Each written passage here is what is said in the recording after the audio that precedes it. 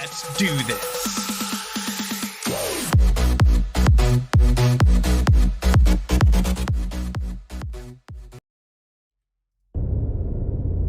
All right.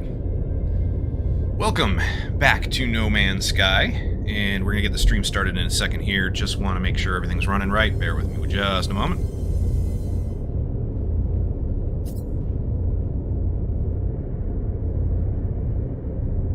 Alright, looks like we've got sound, looks like we've got video, everything looks alright. Let's get going. So, back in No Man's Sky, and we are working on the expedition. Expedition number 4. We are in, let's see, we completed phase 4, so we're in phase 5. Alright, so the next thing we have to do is get to the final rendezvous point.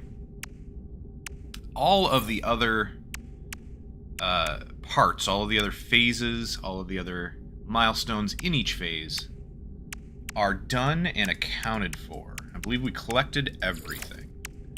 Just double check that.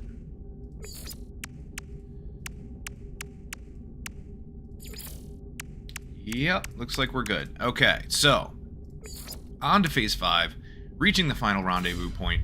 Let's get out and just make an autosave real quick for today. Start the day off. And then we'll get going. Where are we at home? There's a bunch of settlements nearby. Some people's bases as well. Okay. I think we were... Were we chasing down the last worm tendrils that we needed? Possibly. Ooh, I want to check this out, though, real quick before we go. The creature. I believe this counts as a creature, yep. This guy right here. Very interesting. So it's elderly, asymmetric, long-distance migration. Its behavior. Its diet is echinocactus. Flexible joints, height and weight. Very cool. And it can move pretty fast when it needs to. Very nice. I like it. Kinda cool. Let's do this. Just because... I like using these waypoints. And it'll point us to something interesting, usually.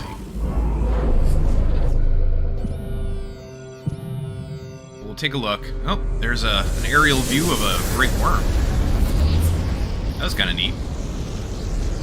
Alright, minor settlement detected that way. So it's not showing up. Interestingly enough, it's not actually showing up in that direction. I think, is it showing up this way? Yeah. Maybe we can get it right in the middle of our compass here. Alright, minor settlement arrived in 16 hours, but obviously it's not going to take us that long. The ship, anyway. That's 16 hours by foot. Hello, Great Worm. Abyss Worm. Whatever version of you might actually be. Let's check out that minor settlement really quick, and then we'll head up into space. And we'll go out to the next rendezvous point. That'll be the next thing we do. I don't have all night to stream. The plan originally was to stream until about 8 p.m. Eastern Time, but I completely forgot that I have a game night to go to tonight. So I'm going to try to make that. That's a board gaming group that I joined in my area, and it takes... I think it takes a little over half an hour to get there, something like that. So that's supposed to start around 6 p.m. Eastern. So I'm probably only going to stream till a little after 5, maybe quarter after 5 or so, and then get ready and head out to try and do that. So we're going to stream for a few hours today. I wanted to stream later, completely forgot about it. Oh, there's a landing pad too. Oh, well. That's okay. We'll make a save here. Hard save here.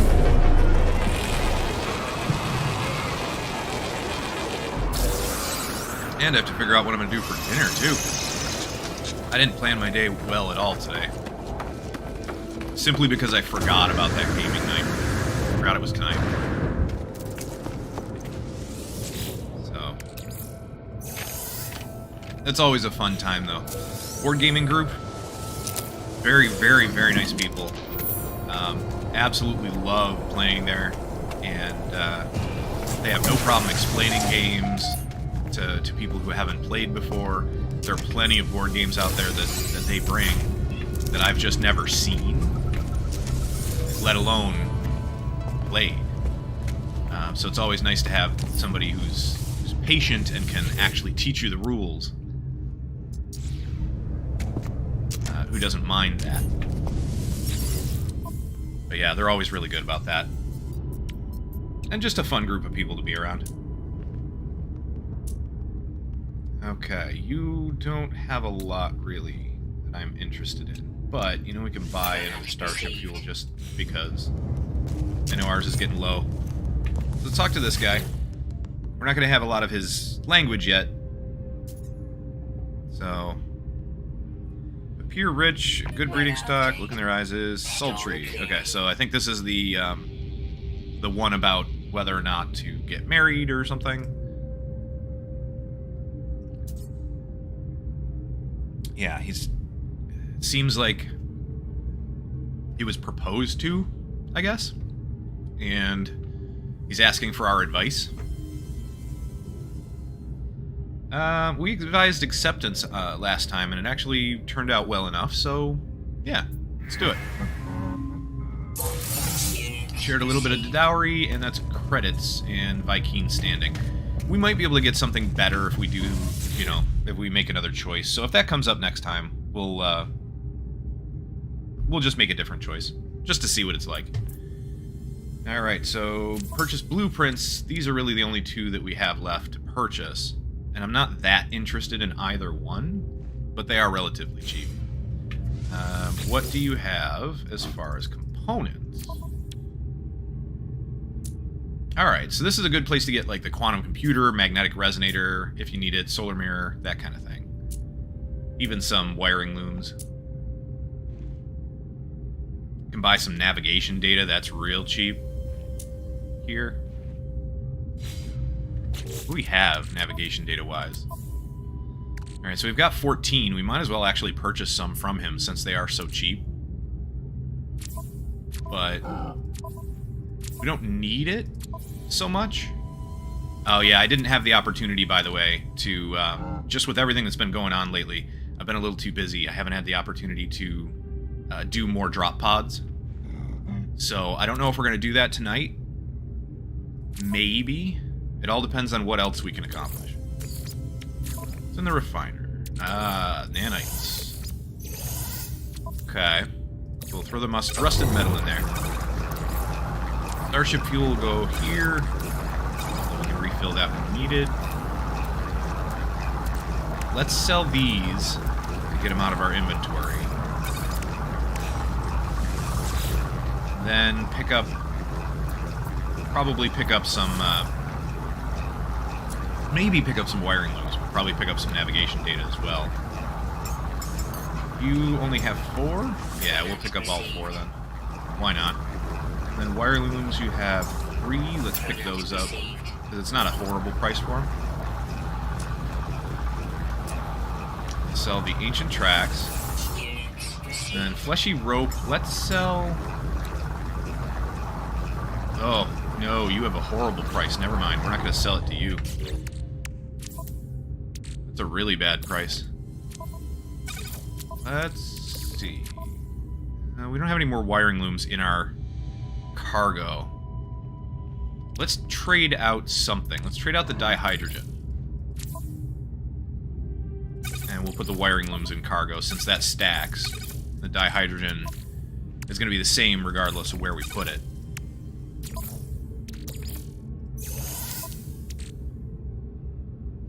Okay, dihydrogen jelly, which we made and didn't need for something. I forget what it was.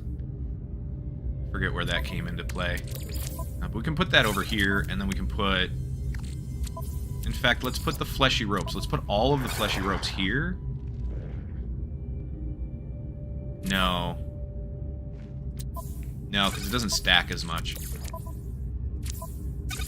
Let's just put the one single fleshy rope, because we can sell it from our starship when we get to, like, a space station or something. And we're going to be going to a space station soon for our next rendezvous point. And the multi-tool is doing okay, so yeah. Looks like we're good to go. You didn't have anything else we needed, correct?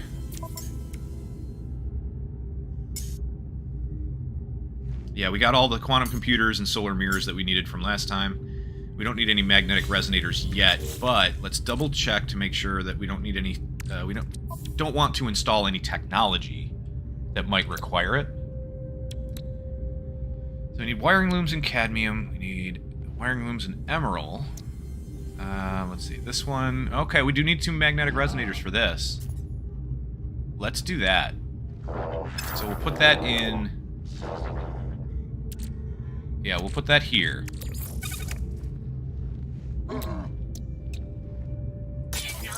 And then all we have to do... So that uses our wiring looms. We need to make 5 antimatter, and we need 2 magnetic resonators. So... let's go in here, grab those magnetic resonators. Oh, you only have 1. Alright. Yeah, I didn't think to check that. His quantity. Oh well, we'll come across another one at some point.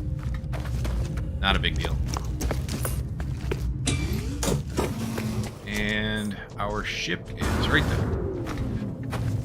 And we can go check over here too. Since we're here, we might as well. Yep, nanites. Nanites are always good. Viscous fluid.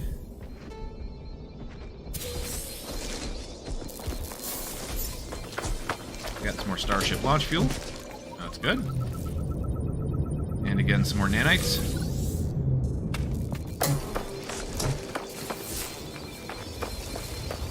Usually... Oh, there it is. Near these kinds of buildings, there's always a buried technology module.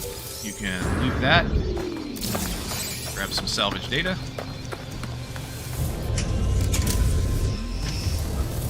That bothers me that it's not scanned here. So, not a big deal, but it just bothered me because we were standing right in front of it and it wasn't scanned. Alright, launch thrusters are at 0. Let's head back up into the atmosphere.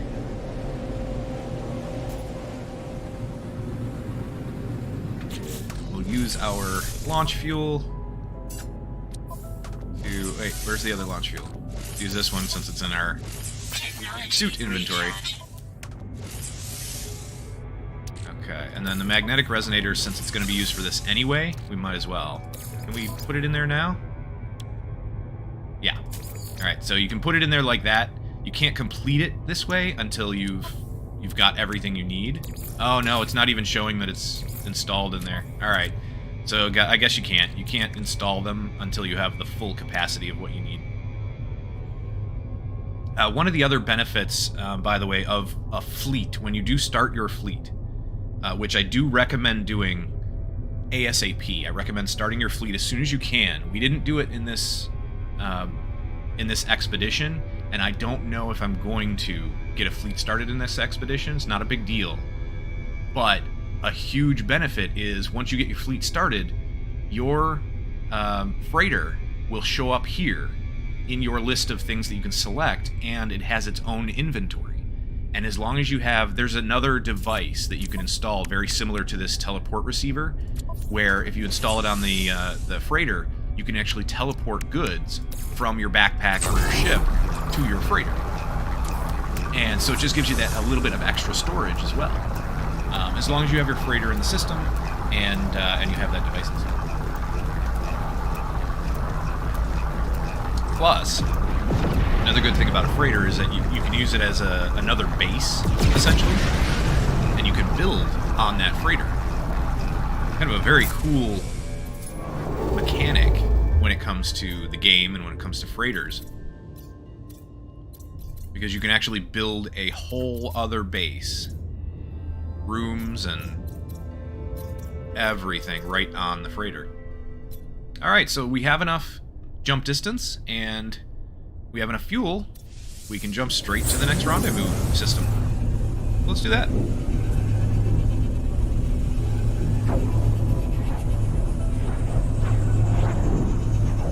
We'll get Phase 5 started here.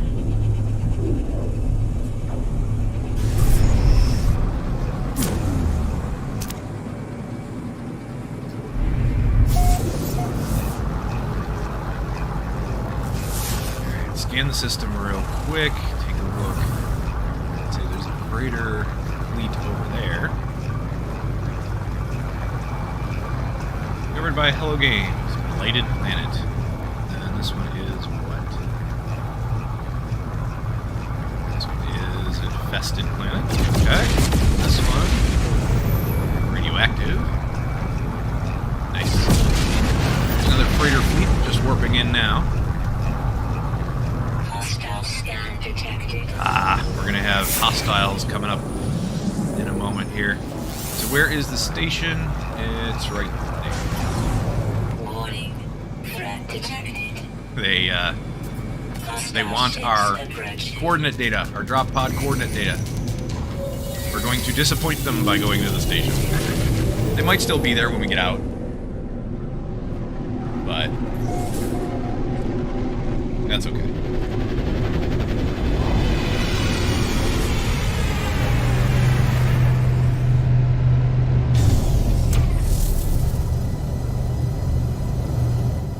Go. Alright, first things first. Let's go grab cheapest upgrade we can. So this is how much? 40,000 units. This is 10. We'll grab a technology upgrade. Why not? And what do you have?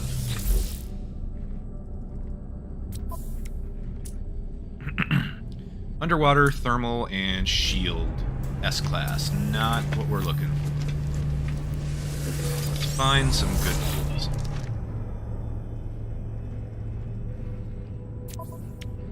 This is photon cannon, and that's it. Alright, you definitely don't have any good ones.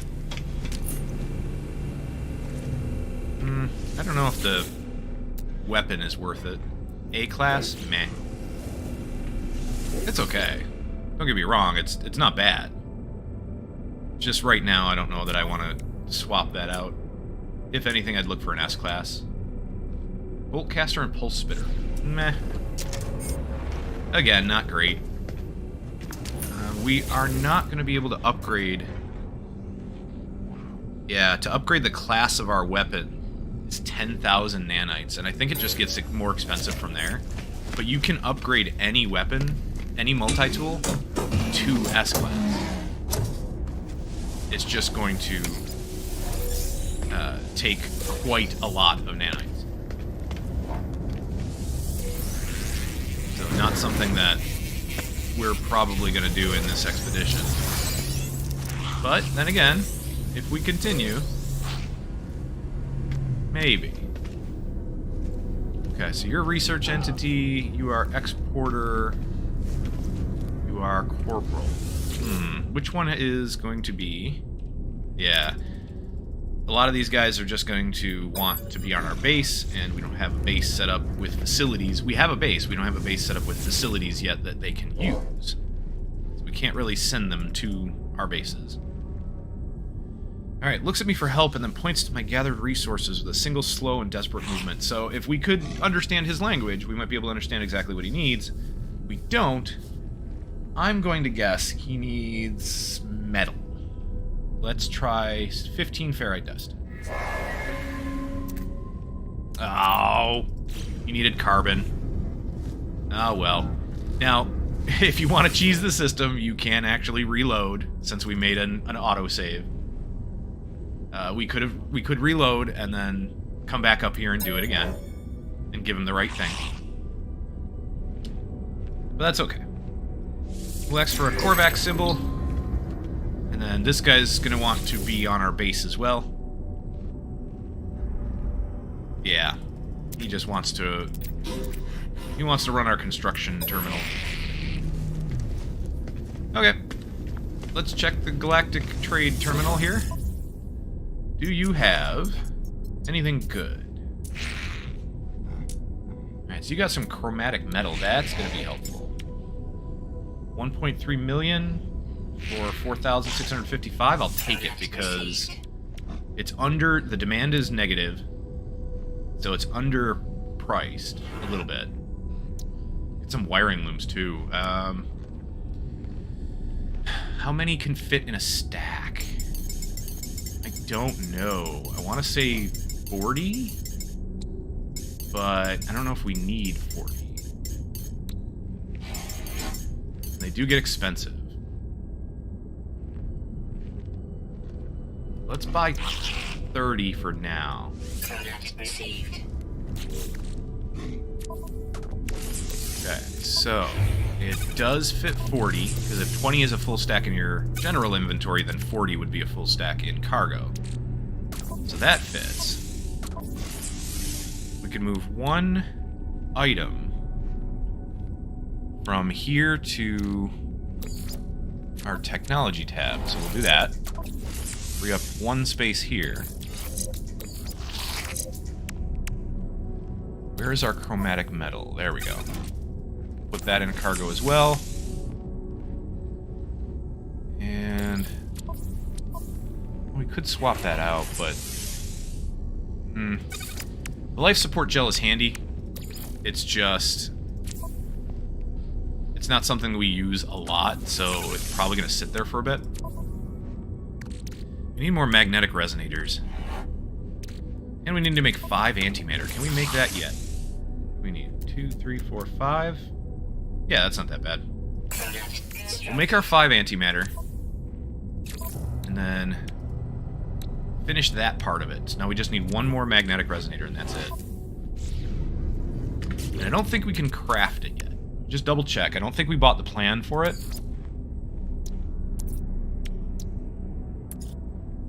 No. Okay. What do we need to make the Atlas pass? Microprocessor and emerald. The Atlas pass version 3. Let's buy some microprocessors as well. Do they have them for sale here? Yes. And the demand's fine, so... that, again, is something I think stacks in 40.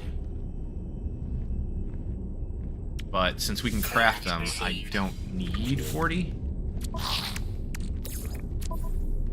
We'll throw this in the cargo. We'll take the chromatic metal out. Whoops. Wrong button. Now you can do it that way. You can drag and drop, or you can just go, if you mouse over it, quick transfer is X for me, and then I can just transfer it directly to the high capacity cargo. And if you already have a partial stack there, it'll allow you to just automatically stack for you.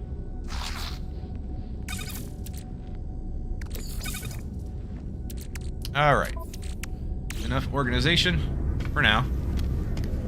We'll head back out and go over to the other side. We'll check the tables here on the way, because you can run into things like this. Get some more navigation data.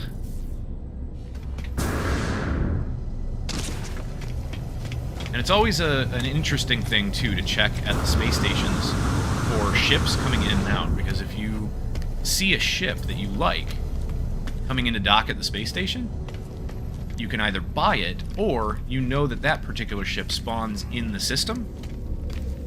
So you can keep an eye out for it in other places. So, like, in minor settlements and stuff like that on the planets in the system. And each planet is going to have their own generation of ships. So that's something to take a look at as well. Okay, you have nothing for sale here that I want. Yeah. Okay. That's fine. Oh, we did want to check before I forget again, I wanted to check the fleshy rope demand. Alright, so that's not a big deal. So let's switch over to our starship.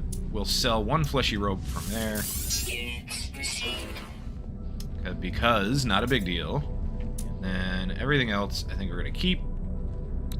We could sell the Unbound Monstrosity, but I think it's interesting, so I'm holding on to it for just a little bit. If we start to run out of cargo space, that's fine. Let's sell, because the demand's not horrible. It is minus 8.9, it's not great.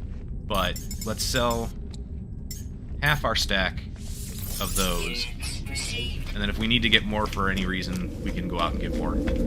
We know how to get them, and we know where to get them now, so... not a big deal. Alright, we'll make another autosave. Hop back in, and we'll head out to our next rendezvous.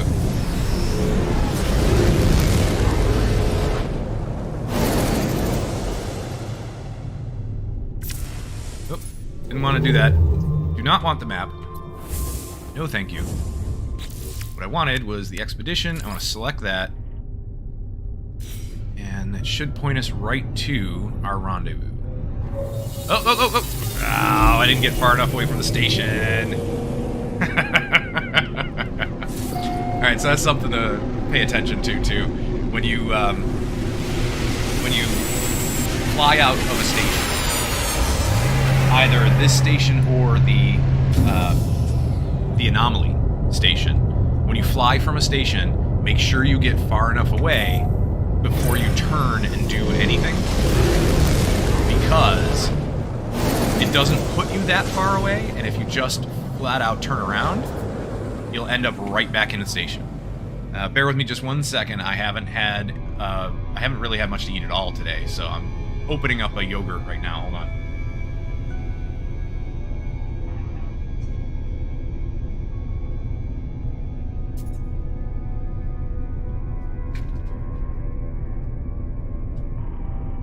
All right, and licking the lid of the yogurt after I open it, so nobody needs to see that.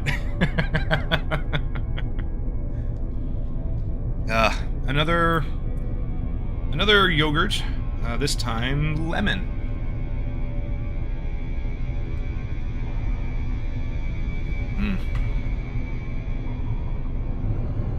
Yum. There it is. All right, so don't want the A-cop colony, we want, there we go. Just go off-center just a little bit, hopefully get the actual rendezvous point directly in the center of our crosshairs, so we can head right towards it. I don't think we did, though. I think we were off-center just a little bit too much. It's gonna be a hard one. Let's go up instead of... yeah, maybe we're on the rendezvous point. We'll see. Nope, because there it is. We were just about to pass it, so it looks like we did still end up in the settlement, or not settlement, the base, somebody else's base.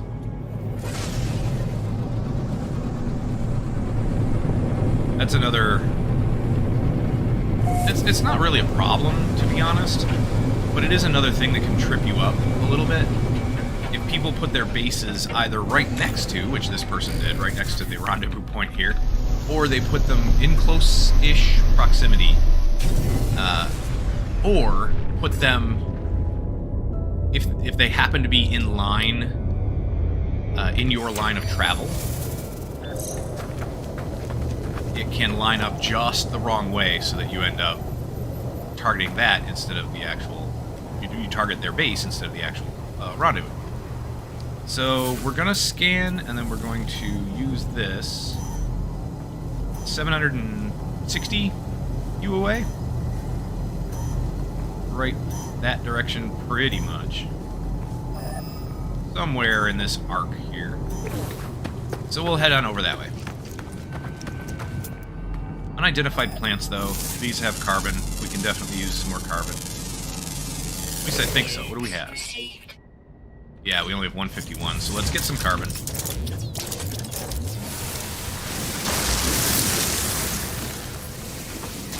Another abyss worm. And another one?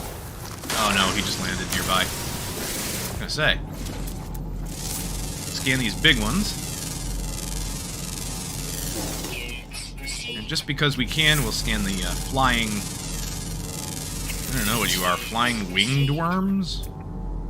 Almost look like eels or something. I don't know. Didn't I scan you? Huh. Okay. Well, maybe you guys are different species.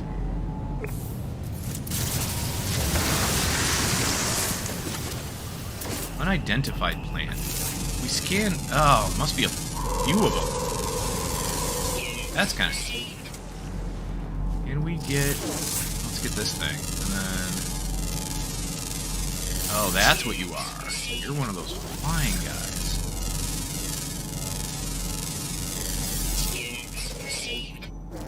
Well, let's try... Wait until this guy scooches around. Ah, there he is. Did we get him? No, that wasn't him. Alright. That should be him. Very nice. Again, far more worth scanning when... There we go. They are far more worth scanning when you have some upgrades for your scanner, for your multi-tool. But I like to complete my Pokédex, or No Man's Sky A-Dex, whatever you want to call it. I rarely do complete them because most planets will have a creature or two that are difficult to find. So even though even though you'll come across creatures constantly, there might be one or two species on any given planet that's a bit difficult to actually come across. You might have to go underwater, you might have to go into cave systems.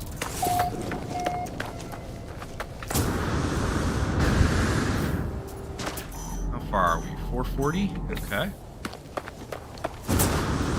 What is this? This is salt. Okay, we don't need salt. At least not right now. Just a little bit of scanning on our way.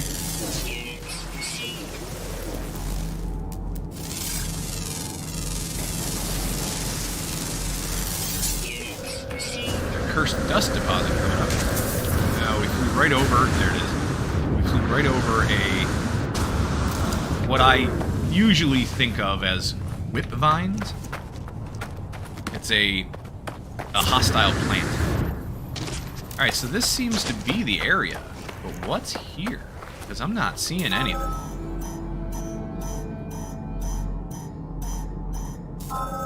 Or, you know, better put, I'm not exactly seeing anything. I'm seeing this, which doesn't tell me that there's anything. The only thing I can think of, this might actually be an artifact site? I don't know. Fire, though. That's a little weird. So we'll save here. We'll run into the middle and see what this is all about. Greetings from Malaysia. Very cool. Hello, Malaysia. What is up with this? Not sure that I've ever actually seen the ground on fire before.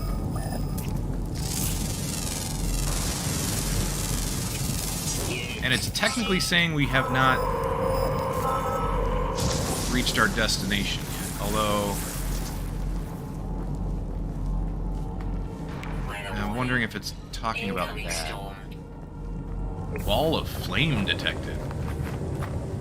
Well, that is interesting. Let's recharge our shield, our thermal shield. We'll recharge both of them just so that we have... Oh, okay, so that's how you report an offensive base if you have to. we'll fill up both our shields because, holy cow.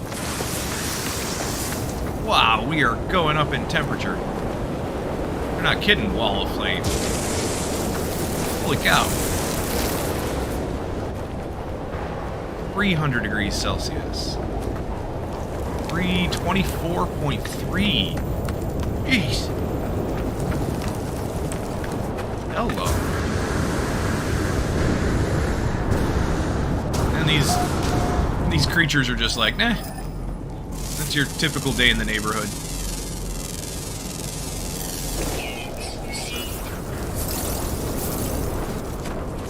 Let's grab some sodium while we're here. Our shields are gonna hold for a bit, so we're fine. There's a Titan worm burrow. Oh no! Oh, uh-oh. Oh crap. Alright, let's switch over to our weapon here. It does a little bit more damage.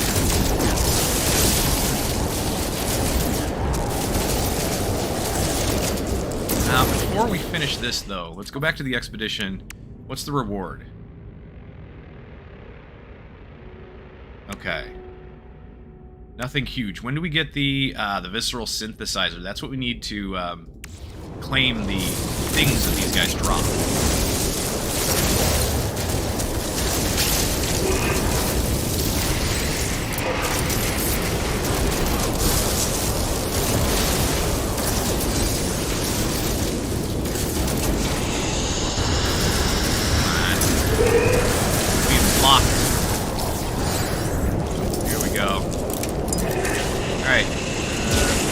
This says rendezvous north of me? Okay. Interesting. So there's 2 hungering children left. Where's the other one? See this guy, but he's kind of wandering here. Where's the other? Oh, there he is.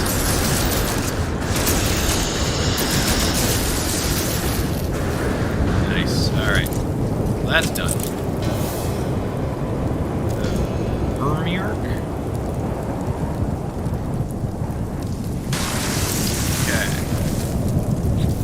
Finished 2 phases, or 2 milestones of the phase, I should say. Huh. Inventory slot times 5, Wormskin Folio number 5, and a Supreme Pulse Engine upgrade. Do we have the space for all of that? Yes, we do. I'm going to put that... No, our ship is too far away anyway. Alright. Let's claim this, since it gives us inventory spaces. 5 inventory slots. Which is fantastic. We can put our Wormskin Folio number 5 here. Bring the processor up. Alright, so we'll bring our life support over here. Since that stacks very well. We can take the runaway mold over if we want to. That's going to stack well enough. We don't need to. Technology recharge. What did you make? Oh, living slime? Okay. Here we go. We'll get that started. How about salt, since we're not going to come across it very often. We don't need it very often. We can put the chromatic metal back in now. Let's do that. And one more thing. Let's make an extra stack of fleshy rope, I guess. Swap those out so that the fleshy rope, all of the worm stuff is in one line. For the most part, except the cursed dust. Yeah, that's okay for now. It's not as organized as I would normally have it, but I don't want to mess with it too much. And then this is going to be a pulse engine mod, but we already have 3. Yeah, because this one's one you can build, and then these are the 3 that we picked up. So we're going to have to put it here somewhere. We can call our ship over. We might as well. Storm clearing. That's cool. This is the first time I think I've been on a planet that Detected. has those kinds of firestorms where it actually creates a fire on the ground. There. Summon our ship. Okay, there's a building right over there that we can get to. Let's hop in the ship so that our environmental systems aren't being too taxed. Let's use this. Use this, and we'll put it in a technology slot. There. Alright. That's not horrible. We'll take it. Not a big deal. What else?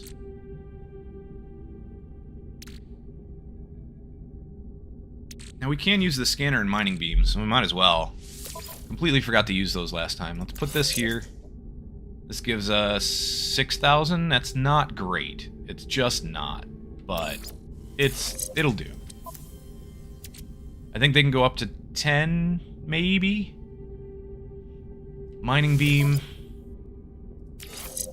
And that gives us... Alright. That's not bad. We'll keep that as well. So... Mining speed... 50% heat dispersion might actually be the max stat on that one. I'm not sure. And I think overall... 16 mining speed, 17 overheat. It's reversed.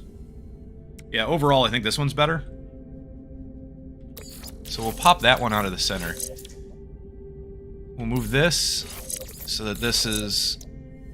got more connections, although we could... So this is gonna have 4. We can make it so that they have 3 each. So this one has 3 and this one has 3, and then the rest have 2. Yeah, that's not a bad way to do it. We'll put these down here for now. Put this back up here so we can get another scanner. We'll actually swap this here. Let's make it a corner spot, so let's do this. There. So this one is boosted. More than the others. I don't really need this. But, I don't know, I might want to play with the plasma launcher at some point, because 255% increased projectile velocity, that's interesting. We'll get out and save. And then...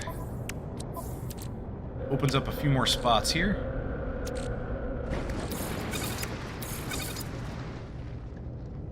This is for the submarine, so we don't need to use those. We're not going to use those probably anytime soon. Alright. Next on our list. And we do still have to collect this one. It'll give us some more storage space. Let's do it.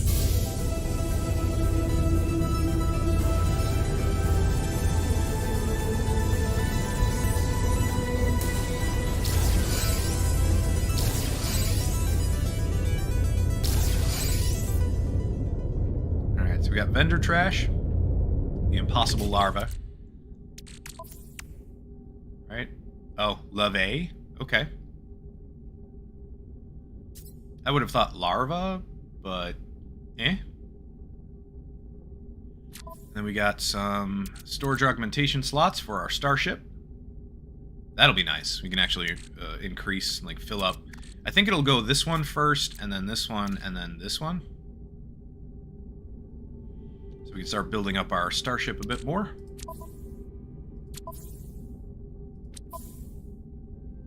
Okay. Next. So we got these 2 claimed. Next thing to do is commune with the Atlas. Ooh.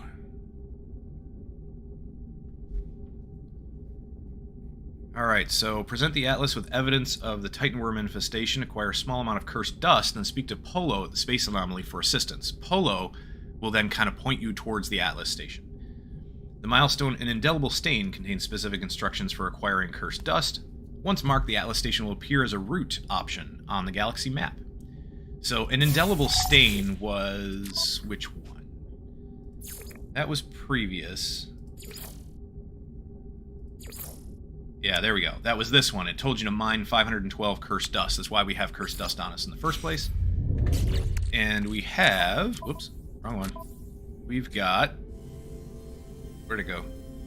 698. So we should have enough, hopefully, to satisfy the need of this particular milestone.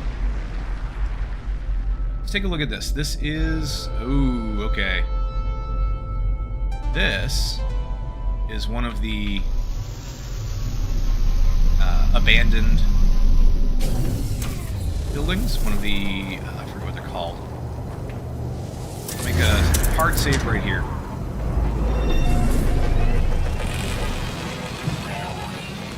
Right over this. So, this is where you can get the eggs and that turn into nanites. We're not going to use the shield or health things yet. We did get hit by that guy right there. Oh, we can't shoot him. Not from that side, anyway. Shoot him from this side. There we go. Oh, oh, come on. Come on, there we go. So we got whipped.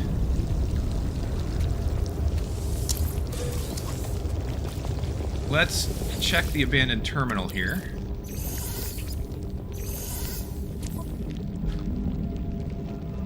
User identified. Terminal not active. Unlocking data log for analysis. Yeah, we're gonna get a lot of these things, and they're somewhat similar. Essentially, it's talking about what it sees as corruption. It's like messages left from travelers or the denizens of this abandoned building.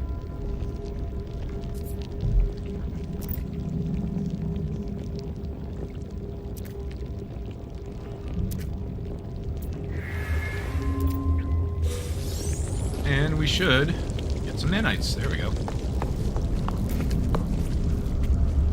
It's worth doing. The nanites you get from it aren't a ton, but definitely better than nothing, and definitely worth, if you're here, anyway. Definitely worth picking up. That should be everything else that we need. And we can always refill our shield and our health right here. Shield and first aid for health. And this one I think should be health as well. So that's good. And then we need these whispering eggs. Now, I'm not going to take all the time to create the... oh, that whispering egg had nothing in it. Okay. I'm not going to take all of the time that we would have normally taken to create the holes, create the little caves, and everything, so we can do this a little safer. They are giving us quite a beating. They're taking quite a beating from us. Oh no! And we died. Yeah, so those guys do a ton of damage. An absolute ton. If you're not careful. I love these quotes, too. We are an impossibility in an impossible universe. By Ray Bradbury. Alright, so we did make the manual save here. Not a big deal. Oh, and there's our grave right here. Alright, so we got all our stuff back. Let's head in. There. We'll head into the base, that way we don't have to worry about taking damage from the heat. What is in here? Okay, a runaway mold. Turn that into nanites.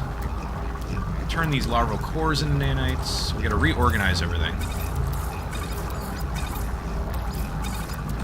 No, condensed carbon can stay there. Pure ferrite's gonna come here. Sodium here. This isn't exactly the way I had it, but that's okay. Doesn't really matter.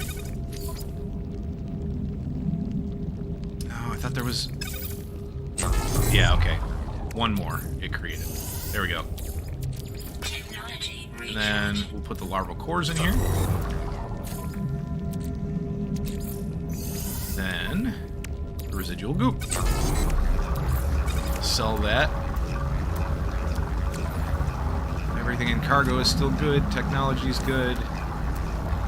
Did anything else get destroyed? No. We didn't actually take damage on any of our technology, it looks like. Good. Very good. Okay. Alright, so that's just kind of to show off what happens when you end up attacking these things and you are not prepared, and the fact that they do so much damage. I honestly don't know how to be prepared for them enough. Perhaps if you min-max your character and actually boosted up your shield and use different weapons and just all of that, maybe you could get to a point where they don't do that much damage. Extreme temperature detected. Alright, so we're going to call in the anomaly. There we go. Call in the anomaly. Head over.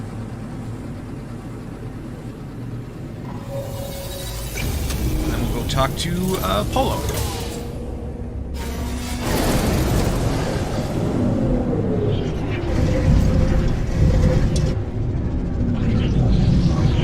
And if you're thinking of making a Polo and Marco Polo joke, I assure you it has already been done.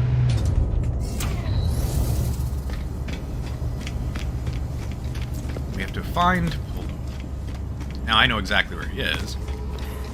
And you can go up the ramp and go around the normal way, or you can go up this way directly to Polo. Specialist Polo, and there is Specialist Nada. Or Priest Entity Nada, sorry. Priest Entity Nada. So you talk to Polo, and if you make the right selection, he will tell you where the Atlas Station is. So ask for Atlas Station coordinates. Now, I definitely recommend just do that. Ask for Atlas Station coordinates as the first thing that you do, because if you ask for black hole coordinates, he will point you to a black hole. You may lose the opportunity to ask for the Atlas Station coordinates until later.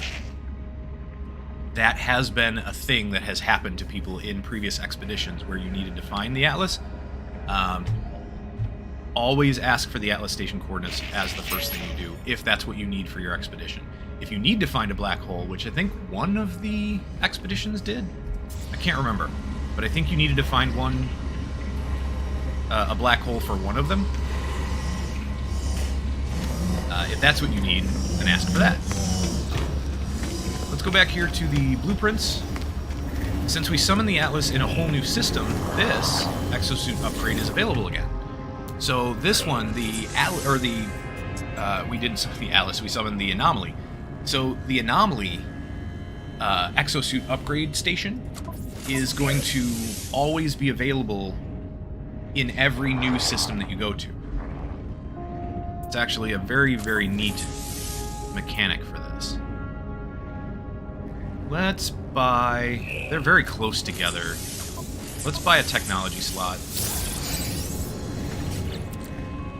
Then we can swap this over to our technology. There. Now this would probably be better. Let's reorganize, actually, now that I think about it. I didn't realize they were that spread out. Let's reorganize this so that they are in a 4 square. And then we can place this back. There. Now these are boosted more than they would have been otherwise. Okay. Alright, the next thing we want to do is... What did we need? We need components. We need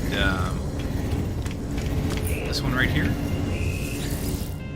Learn a new recipe. So we want to learn the magnetic resonator recipe. That way we can create that extra one that we need. Hopefully. It takes...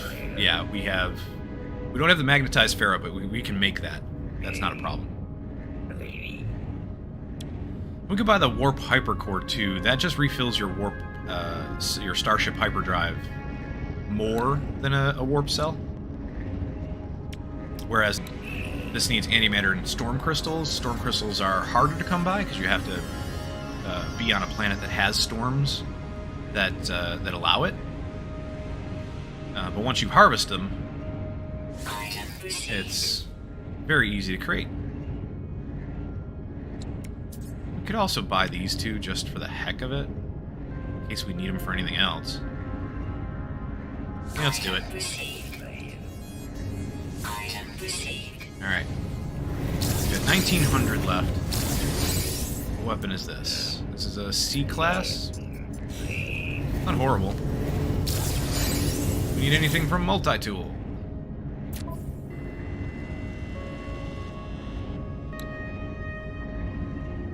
Oh, the survey device, but we already have one installed. Don't we? Oh, maybe not. No.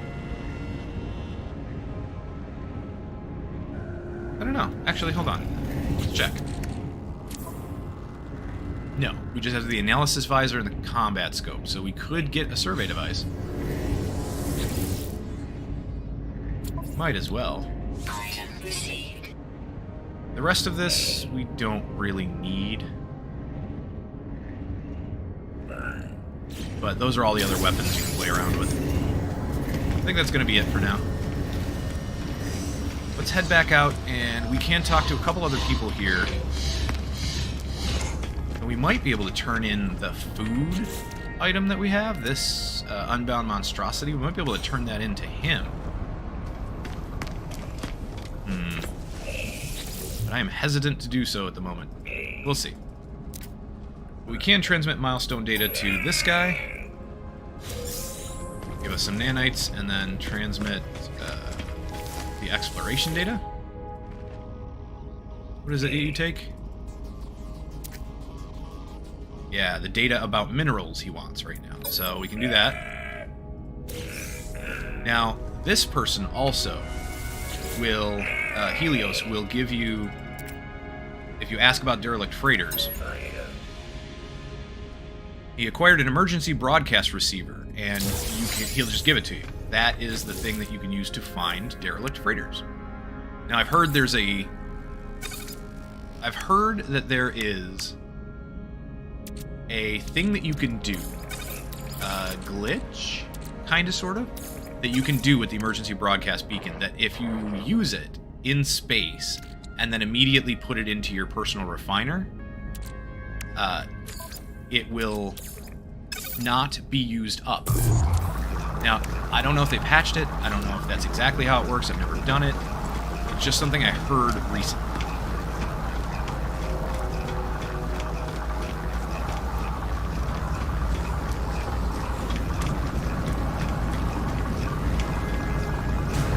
Alright. Head back over to our ship.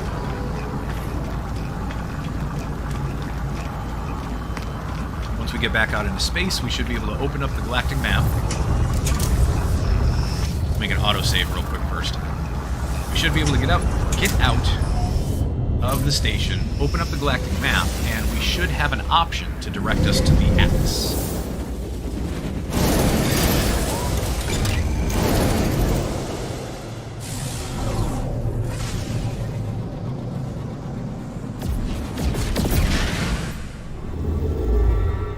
Alright, destination, Galactic Core.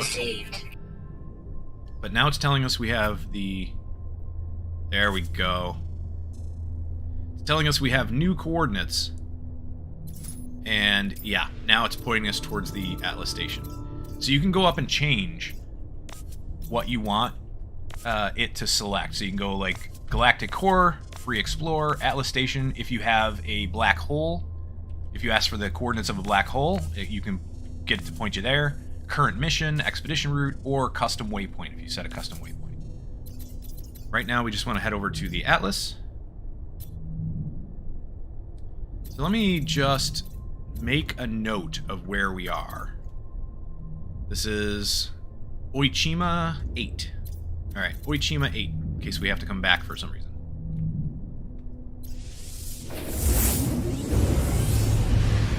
warp over to the Atlas.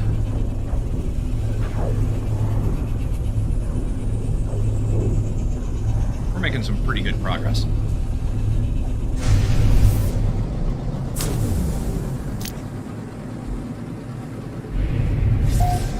No, we didn't use the increases to our... Whoops. Ran into a big asteroid there. Didn't use the increases to our starship size. So we might have to do that. In fact, I think... Wait, is the space station on the other side of the planet? If it is... I don't know. No. No, on this side or the other side? No, it's right here. Object of interest. Oh, okay, so it's just a trader. Let's see what the trader has. Hello. What do you have for sale? I mean, star bulbs are interesting, but...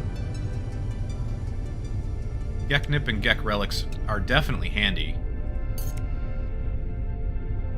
Let's buy him. He's only got a couple.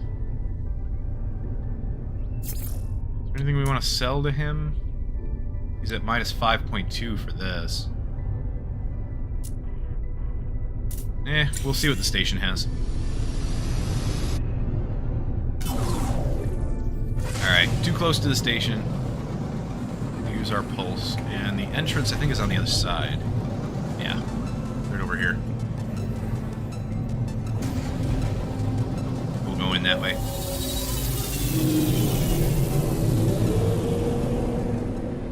We'll make our way back to the Atlas in a minute. I just want to do this so that we can save, make an autosave real quick, and then maybe increase our cargo capacity in the ship and increase...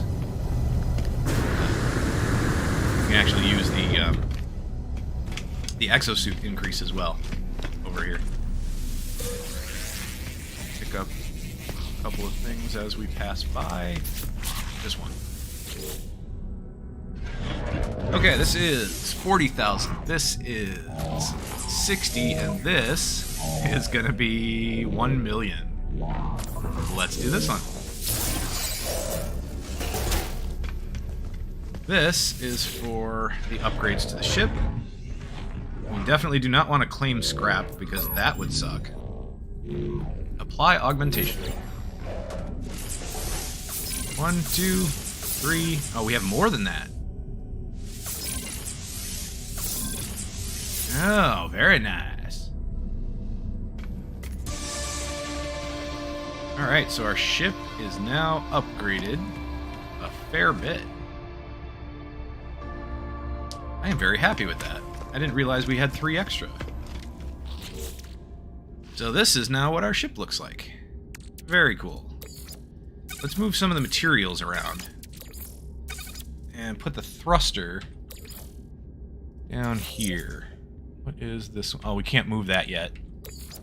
Alright. Well, as soon as we get another magnetic resonator, we can do that. Can we craft one? We need magnetized ferrite. We need 40 magnetized ferrite. Okay. Let's put some pure ferrite in here and see what it can create. Alright, that's only going to create 36. It's a 2 to 1. So essentially we need 4 more, so we need 8 more of the pure ferrite. And that is going to be... Where is it here? Pick that up. Put it here.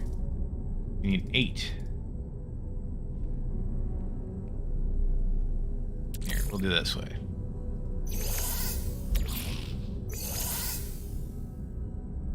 We'll lessen the stack here. We need 8. And then put this away. And then that will give us the 4 we need here. Perfect. That should be it. And we create a magnetic resonator. And we can build this. Can't move it till it's fully built. Then we'll put it here. Actually, wait. This is 20 launch cost. So this one should be, since it has a stat, I believe only the stats get boosted. so we'll move that over. Keep fuel nearby. This is for the exosuit, so this is going to be extra underwater stuff, which we're not going to use at the moment. We need to put our tritium... Put our tritium down here and our platinum down here as well.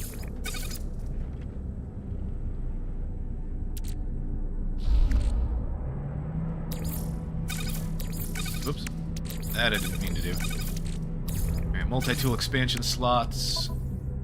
Yeah, I think we have to increase the class in order to increase the amount of slots available in that. I'm not sure. I haven't really played around with the upgrading the multi-tools very much, other than just adding extra slots to it. I haven't actually upgraded them, just because it takes so many nanites. Alright, so Geknip, and then what can we move back to our inventory?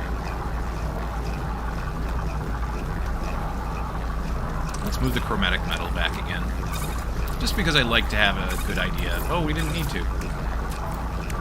I like to have a good idea of how much we have. And it's a thing that we aren't going to get a lot of on a regular basis. So it can go here for now. We need to sell this.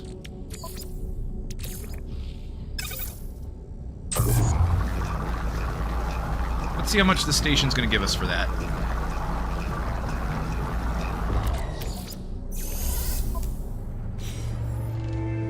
Let's check real quick what these guys have for sale. Underwater protection, which we don't need. Starship vendor. Launch thruster and pulse engine. We're doing okay for both, so not really necessary. That's kind of a neat-looking little gun. Looks different in this lighting. It looks like pink and turquoise, but it's not. More of a red. It's a reddish pink, I guess. I don't know. But yeah, not something we really need. Let's check out what you have. Upgrades for the multi-tool. Scanner. I always try to pick up scanner modules if we have the room for them, which we do. Take a look. Let's go back here. So, another thing to keep in mind for the stations, just a little tidbit of information, is that the side of the station out there that has the Galactic Trade Terminal on it, the other side that we are on now will have another Galactic Trade Terminal. And I believe they carry slightly different items. So always worth looking at both, just to see what they have in case you need something.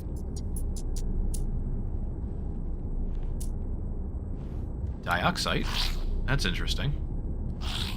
Graphinium. Yeah, we don't really need anything from here. Oh, we did want to see how much it sold for, the relic that we have. And we can get rid of some fleshy ropes, too. That's not horrible. Minus 11%. I mean, it's not great, but... This is minus 1%? I'll take it. That's fine. Alright, I'm not going to bother talking to those guys. I know one of them will have something. Some kind of story that we can interact with. There's an interesting cargo ship. I'm not so much for the yellow, but I like the design. And there's a fighter. A cool fighter. I like that. An explorer. That's an exploration ship. Very cool. Yeah, they're all crappy class and size. But cool designs. I like them well enough.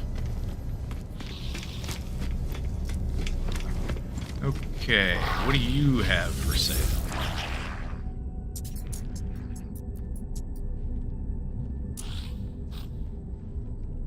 Nothing overly interesting so far, though the uranium, we can pick that up just to have some in the ship. You can actually buy directly to the ship as well, which I probably should have done, but that's alright.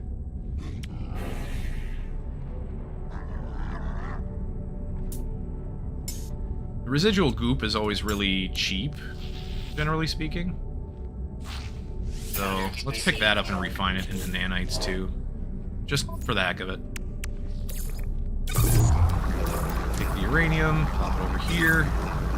That'll allow us to have a little bit more granular refill on our thruster, so we can, you know, use just so much to refill the thruster instead of refilling it all the way and wasting some.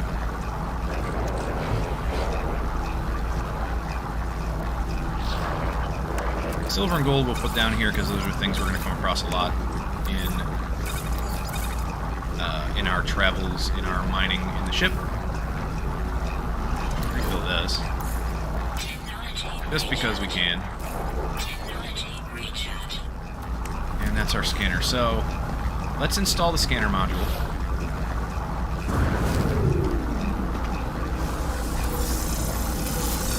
Pick up some navigation data along the way. Go install the scanner module. And for that, there's another cargo. I believe this is, yeah, this is a hauler. It's a B class instead of a C class. That is, over here's a shuttle. It's an interesting shuttle. Not all shuttles are tiny. Most of the ones that I've seen are tiny. Most of the ones you might come across are probably going to be tiny. This one is an okay size. And it's a B class. Interesting. What are you? You're a B class as well. And you are C. Okay. And you'll find multiples of the same ship. Like, this is one of the ones that just left. You'll find multiples of the same ship, but always check what they are, because just because it looks the exact same doesn't mean it's the same class or has the same slots. Alright, let's install this and see what we get. 8,700 for Flora. Not horrible. I'll take it. Okay, so that's a save. What else did we want to do while we're on the station?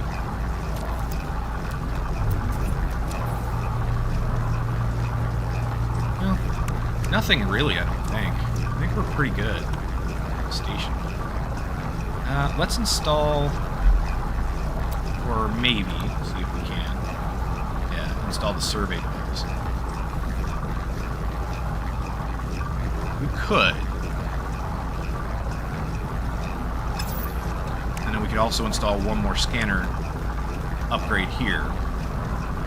And that would fill us up, and then we just won't have any extra for, like, the bolt caster or anything. I think we have enough. Oh no, this was an installed one. This was a developed, or one that we researched. So, yeah, these three. We'll probably end up replacing this one. Because mining speed 8% is really crap compared to what we have in the S-Class. And that would leave us with 3 upgrades here. Yeah, let's do it. Survey device. We need 1 quantum computer and 3 resonators. Okay. Go up here. This terminal, I think, had something. What did you have? I forget. You have the computer. Yes. So 1 computer. And then we need to make 3 resonators.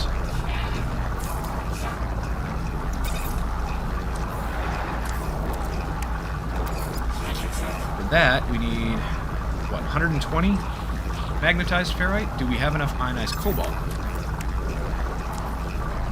Yes. Okay. So we need to make 120 magnetized ferrite. And that's gonna... What is that gonna use? So...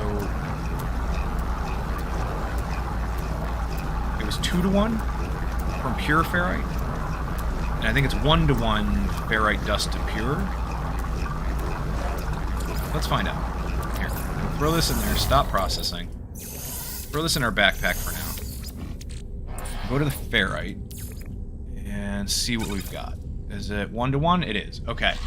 So if it's 1-to-1 there and 2-to-1, we need 120, right? I believe that's what I said. So we're going to need 120 magnetized, so we need 240 pure. So 240 ferrite dust.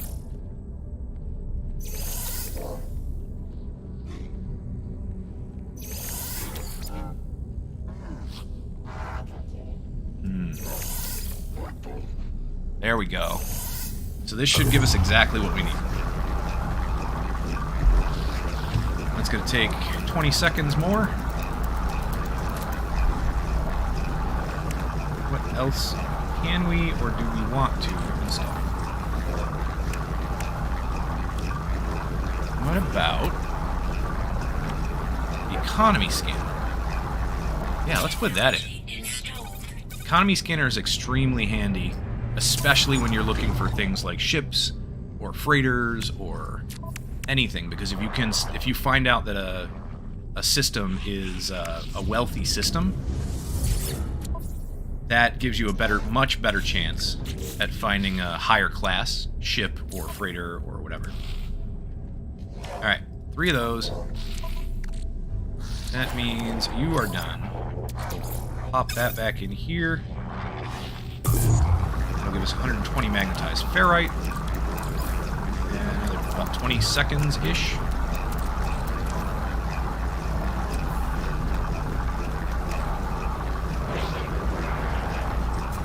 What's missing here?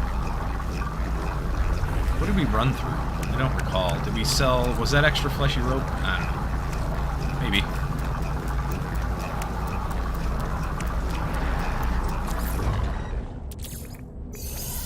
Go. And then we can put the viscous fluids in there, I think. Which one was the...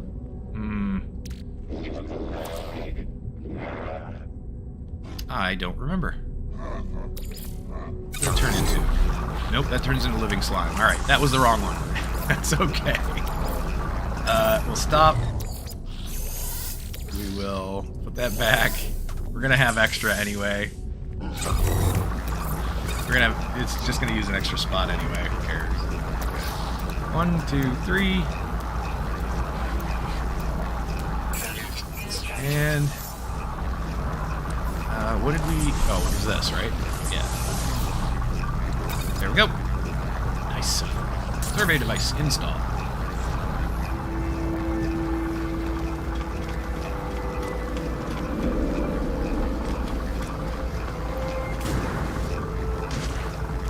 This is an interesting shuttle.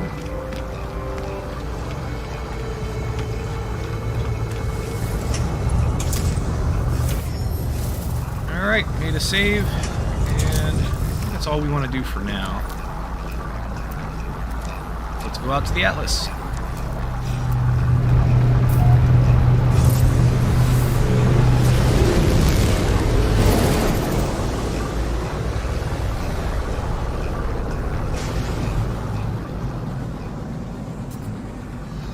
I think we are going to end up with extra time to spare.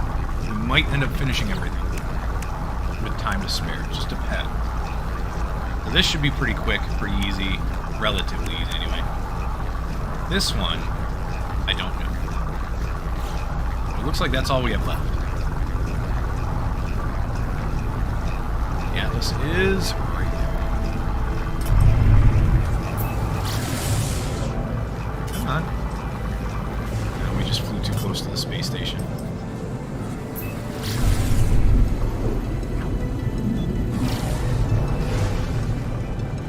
Head right into the Atlas and see what the Atlas has to say to us.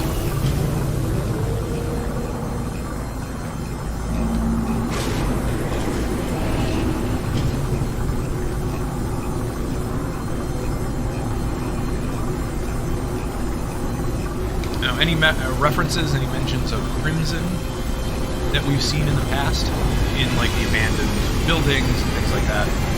Any story references to Crimson? Generally, it was talking about the Atlas.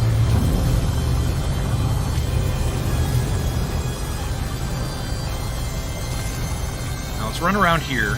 Something to keep in mind when you come to the Atlas is walk over any of these that you see, any of the glowing orbs in the ground, the glowing half spheres in the ground, because they normally teach you words. Right now they're not, so I'm wondering if perhaps because of the expedition, it just doesn't need to teach us the words. Maybe we already know them. The words that it's going to teach us.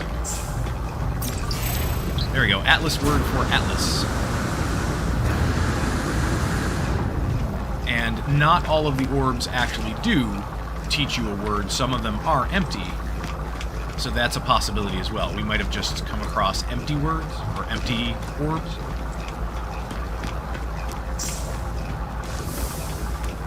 It just seems odd that there would be that many empty ones. Yeah. I don't know. Something's off about this. Traveler. Okay.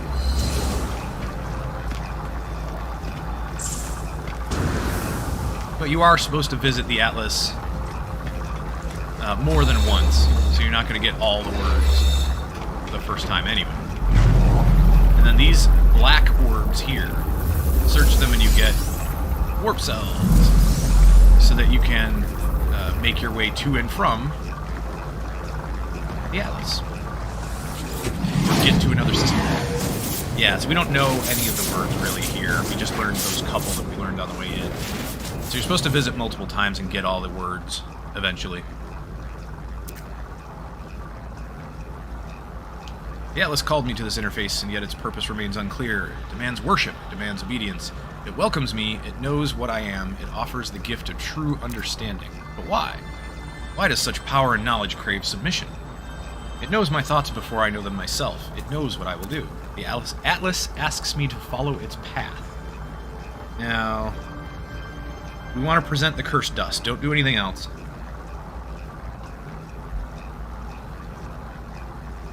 Specifically because we're in the expedition. That's the only reason that option is there. At least I believe so. Haven't played a normal game since the expedition started, so I don't think it's going to show up in the normal game yet. It might. But definitely want to do it first, because you don't want to do anything else that might screw it up with this interaction with the Atlas and have you be required to find another Atlas. Present cursed dust.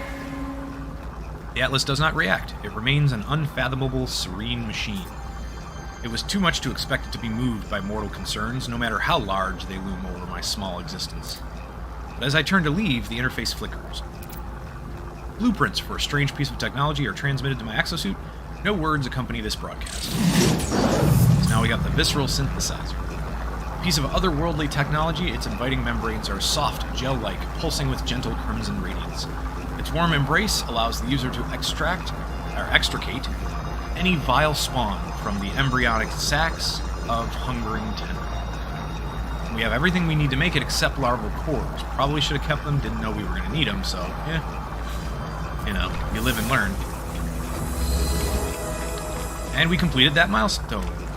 Spoke before the Atlas.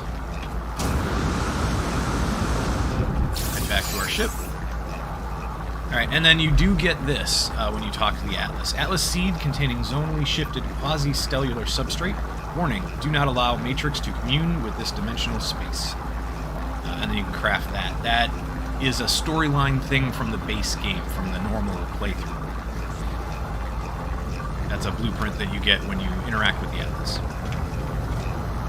So that's not part of the expedition specifically.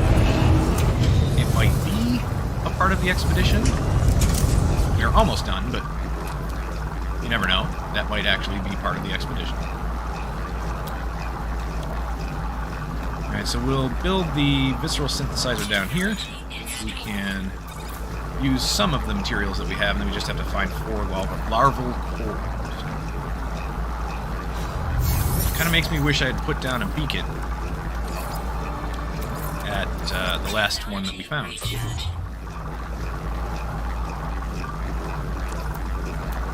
But there are other ways to find them, and we will. So not a big deal.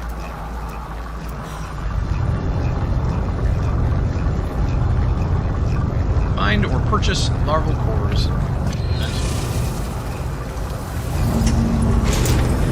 Alright then. Make our way out of the Atlas.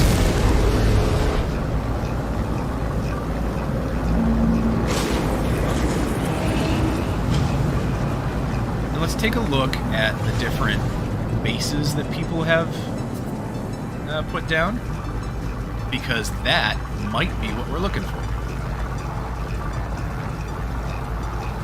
So, because this is the closest Atlas that everybody is going to get pointed to for this expedition, what I expected to find, what I hoped to find, and thought that we might, is a base like this. Hopefully this is what I think it is, and somebody created their base right near the larval cores, kind of, sort of near, anyway. We don't want them to have created the base within 200 U of it, but there's definitely a good chance they did. Yeah, I think they created it right on top of and around. Which means we're not going to be able to dig any holes, which means we're going to have to do it the hard way. Probably. They did set us a save beacon, though. We can use their save beacon to make a manual save. We can actually also use this, too. Might as well chart the sector.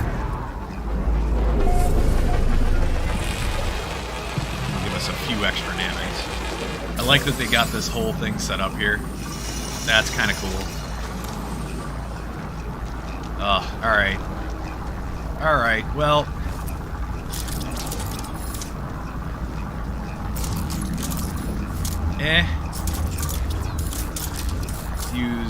Let's use the bowcaster, I guess. Oh, come on. Now, they can't fly, but they do shoot. Oh, we are getting our butt kicked. Alright, let's get back in here. Damaged container, what do you have? Rusted metal? Alright, that's fine. When you're in here, they're not really gonna attack you. But still keep your eye out.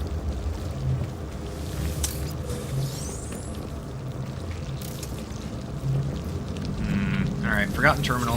What do you have? Residual goop. Then what? Yeah, crimson orb between the clouds. It's essentially referring to the Atlas.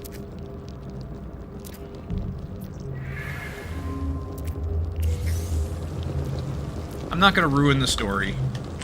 It is an interesting story.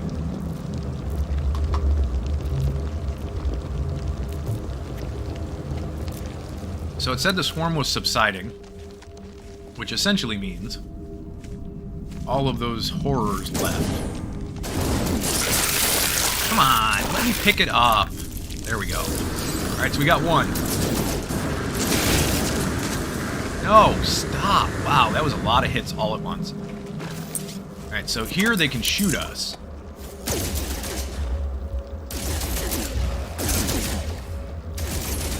And they do continuously respawn, so, you know, just killing them over and over again isn't really going to do you a lot of good.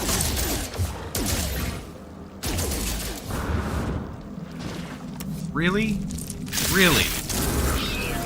Oh. Alright. Come here.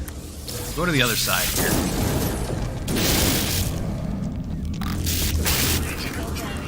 Critical damage. Alright, that's it. We're going back into the building. Gotta get in the building. Okay, was there a health recharge? No. Okay. I suppose we're just gonna have to wing it. And it's not something you can recharge. So, at least not, you know, by doing anything. You can't refill your shields. All you can do is wait for time to refill them. We got hit. So there's a delay. After you get hit, there's a delay before it actually recharges. Your health, however, will not recharge. But your shields will. Swarm subsiding. Okay. What do we need? How many do we need? Do we need 4? Where is it? Right here. Yes. Perfect. So we got what we need. What is this already? So the viscous is done. Let's put more residual goop in there since we got a little bit more. And then we'll probably do the rusted metal next, just to get it out of the inventory. Technology recharge.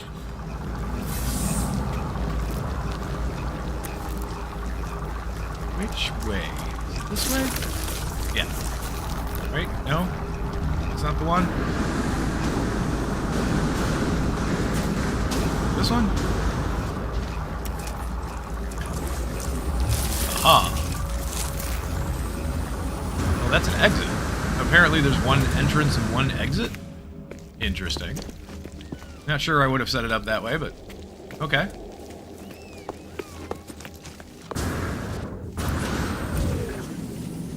Alright, let's resave it.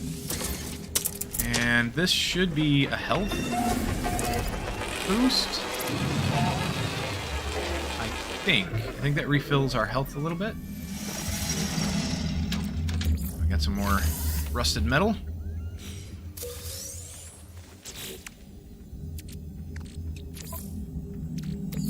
Okay, so that's done. Let's do the rusted metal. Jelly we have in the starship. Stack that.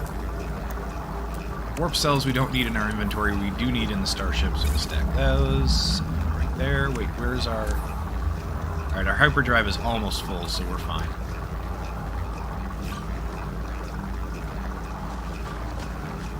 Let's do another save real quick.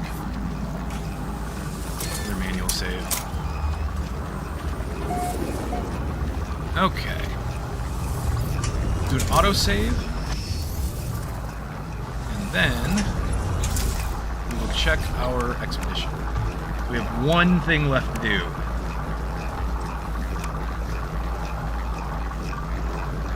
Excuse me. This will give us a companion egg and the visceral synthesizer plans. We already got it?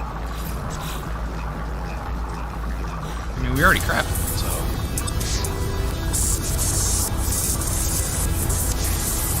Companion egg is neat, though. Alright, let's go back in here and we'll get hexite, kelp sac, and larval cores.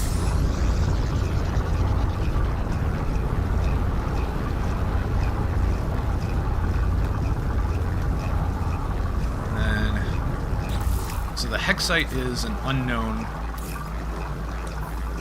quantity here, an unknown thing. Put that up here. Actually, wait. Can we keep... Yeah, the liquid sun and... So the other two unknowns we have down here already. Let's leave it here, then. Let's leave it in the starship. Since we don't know exactly what we're going to use it for, if anything. Although we can put the larval cores there. Let's not refine them yet. Just in case there is any reason for us to have them. Now you could hatch this egg into a new companion right now, or you can go to the anomaly station and use the egg sequencer and then feed it certain things in order to get it to grow or change color or change temperament, things like that. So we'll hold on to the egg for now. It's kind of a cool... Again, I say that a lot about stuff in this game, but it is kind of a cool mechanic that they added relatively recently. Kelp sacks, I don't know if we're going to need that for anything. I don't know why it gave us 3 kelp sacks, but whatever. We'll take them.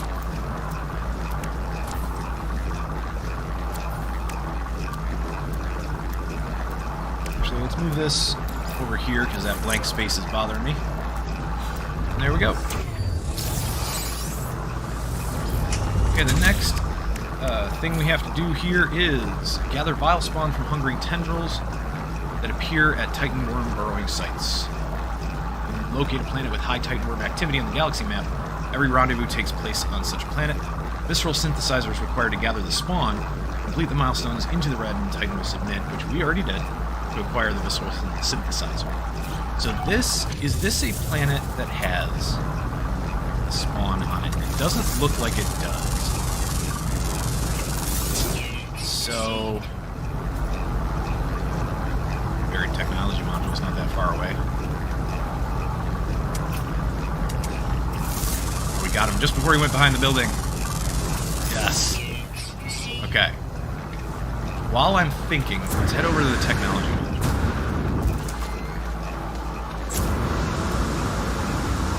So, the last planet we were on did have worms. I don't know why that took a little bit of our shield away. We just dropped into the water. Shouldn't have. So if we can find our way back to that last planet. I looted that. Why is it still marked? Shouldn't be. Yeah, we don't want that marked. Oh well. That's okay. We'll head back. Apparently it was not actually marked, it was just still showing as if we didn't need it. But we did.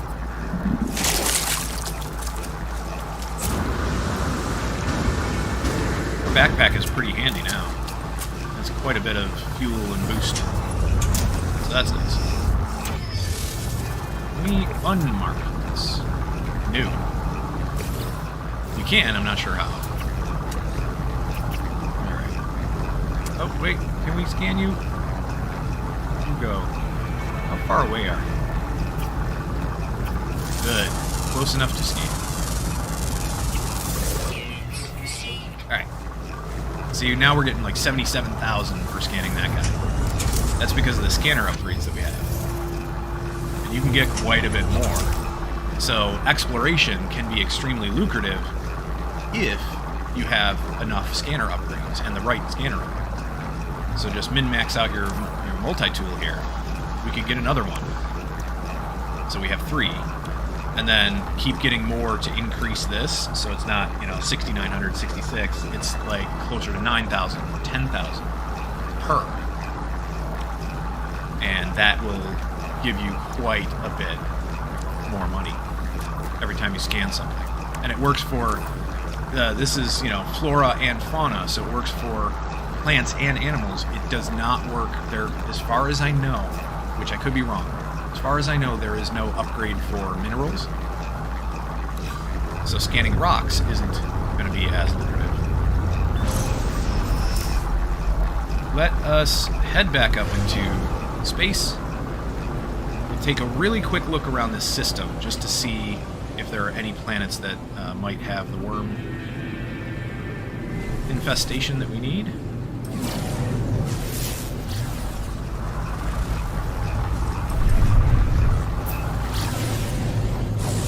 Alright, so that's an isotopic planet. No.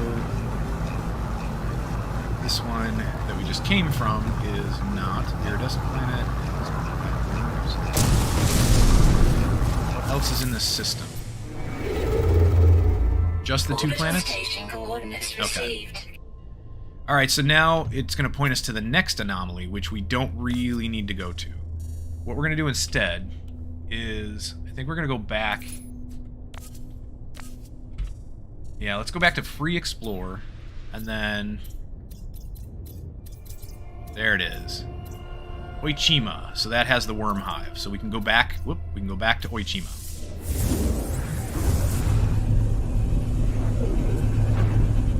Go back to Oichima. Head down to a worm planet and do our collecting.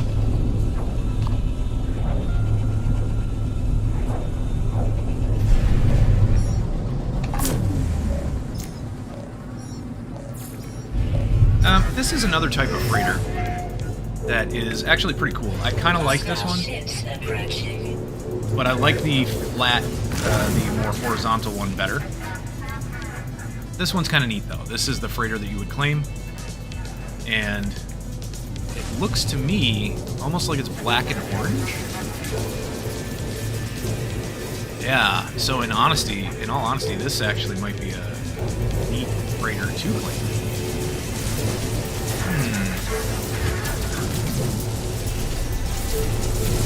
Let's do it. Let's do this.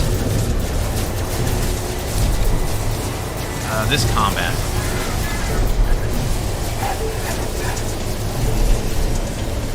Come here. So he's dead.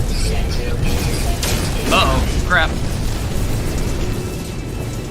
We accidentally destroyed one of the freighter's cargo pods. That is something that you want to keep an eye on. You definitely don't want to do that. So try not to shoot at the freighter.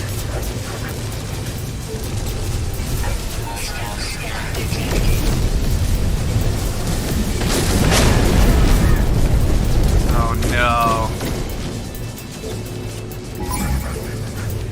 Oh, system authority ships. Oh, we got ourselves in so much trouble. Oh, come on. You know what? Forget it. Forget it. Forget it. Let's get out of here. We don't need the freighter to finish the expedition. And we can always come back.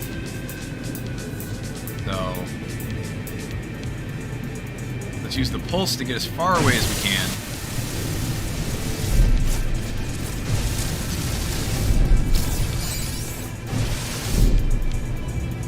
Or use our boost anyway to get as far away as we can.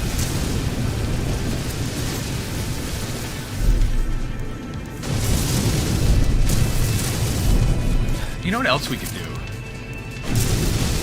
We could just reload.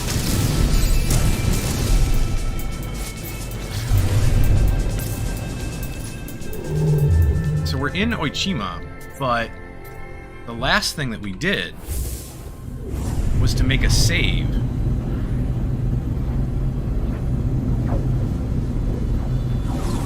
Outside of our ship.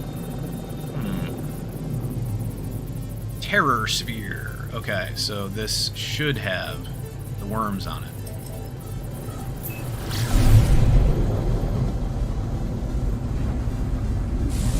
Bases are here. S-Class Acti Copper Mine? Ooh, activated copper. And if it's an S-Class mine, that means it's actually mining quite a bit. Let's head over to this person's base, just to check that out, grab some activated copper. We have about an hour, a little over an hour, maybe hour 15 minutes, something like that.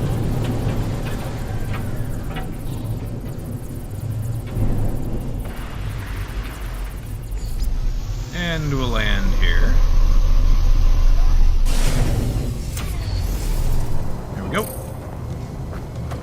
You can pick it up from any of these storage units here. Take 17,500. Now all of these should be connected. Yeah, it's saying storage empty. So all of these storage units are connected. That's why it has so much storage. Why this is... Oh, this was a bad place for this. There. Alright, he's got a galactic trade terminal too. Very cool. He or she, whoever put this up. Very nice.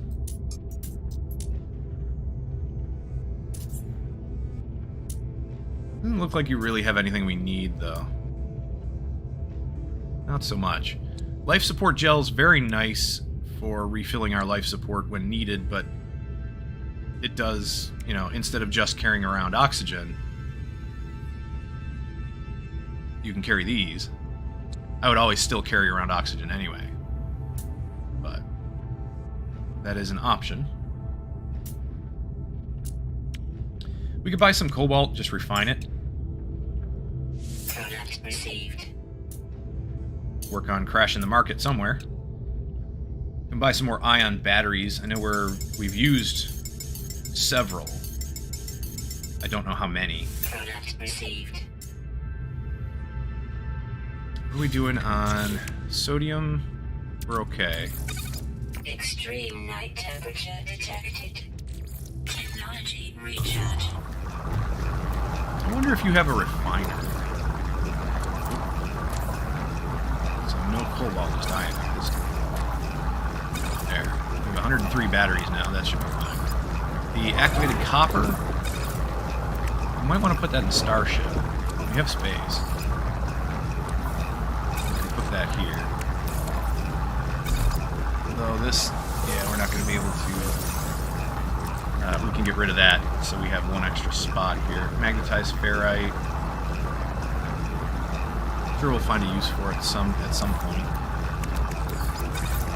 Tritium we do want back here if we have space. Yes, we do.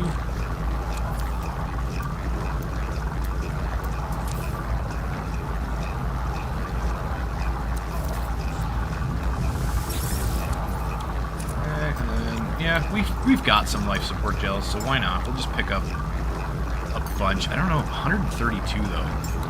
I'm curious. What does it stack in? Alright, stacks in 100 here, so it must stack in 200 here. There. Now we have that and our batteries.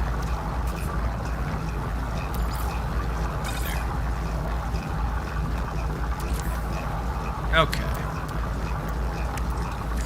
This is going to go through our fuel pretty quickly, or carbon pretty quickly, so do you have a processor of some kind? No, you got a save point. You don't have a refiner, do you?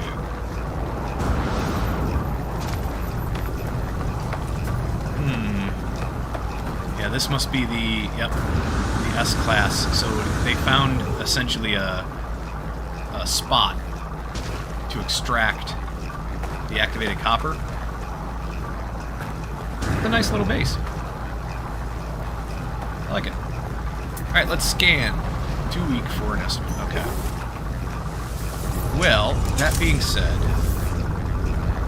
let's take off and go towards a base that might be, yeah, Expedition 4 base. Let's go towards that. Because that might be a spot where we can actually find... Oh, we're still too close. Oh, there you go. Paradise Portal Base Expedition 4. So I'm wondering if there's a portal nearby, an actual Stargate type portal nearby. Avalon Colony. Some people are really helpful with what they label their bases.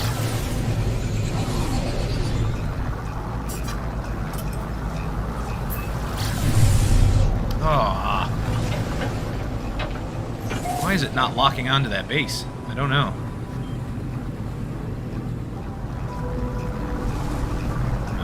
Right there. There. When it locks onto something, for your pulse drive, when it locks onto its target, and it's going to bring you right to its target, it will try to center on that target.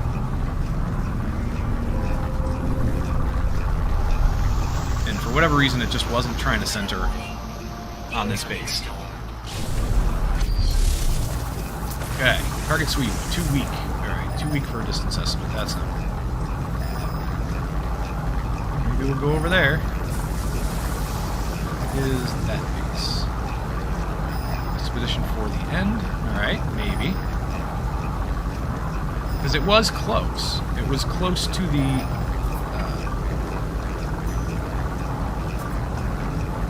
that way. Yellow thing. Okay, but that's off planet. That save beacon. Yes. So it's saying it's kind of like in this arc here.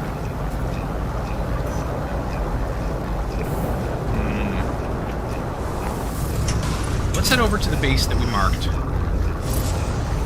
And I don't know, it seems to me like the worms that keep burrowing out of the ground, It seems like that should be a place for us to go. Try to go to this base.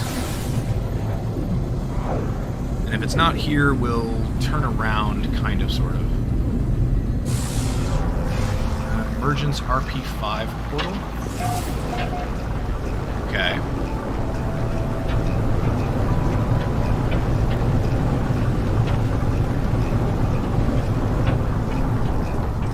Alright, you have a landing pad. That's good, at least.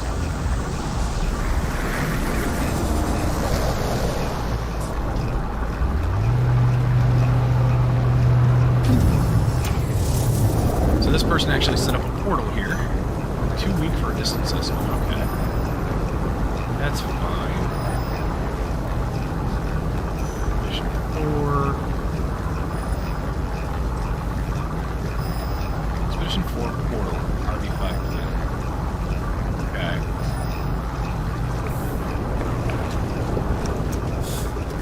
These are the carbon planters. Those are very, very handy. They give you quite a bit of carbon. I didn't want the hazard reduction yet, but that's alright. He has refiners. He or she, whoever built this, has refiners. Did you finish something in here? Oh, no, you needed fuel. Gotcha. We'll make a manual save. You've got the hazard protection, you've got first aid. You should be at full health, I think. Medium refiners don't take any fuel, so this we can do. It's going to take about a minute. Our backpack refiner still says it's going, but it's not. Like, you still see the motion and you still hear the sound effect, but it's not moving because it ran out of fuel. That is unfortunately a little I don't really want to call it a glitch, but it's like an oversight thing. It happens all the time. If you run out of fuel in the middle of refining something in your backpack, it will still keep going. It'll keep showing that it's refining instead of stopping. And I wish it would stop. I wish they would fix that. Sorry about the camera there. I wish they would fix and make it stop so that you don't have to, you know, think, oh, it's still going. You know, you don't have to keep going back in and checking. But that's been a thing for a while. They just haven't changed that, haven't done anything with it, and it's fine. It's just a minor, very, very minor annoyance. I don't know why that's 2-to-1 and it still didn't want to refine. Refined it on. Yeah. Weird. Didn't want to finish, but oh well. Let's do the living slime in here. It's going to take 10 minutes, but we'll get as much done as we can right now. Hop out. Back in. That technology, buried technology module, we're not going to be able to get to because you can't alter the terrain in somebody else's base. So...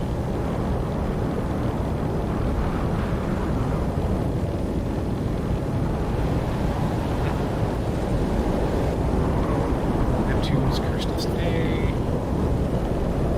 Garden of the Worm King. Let's try that.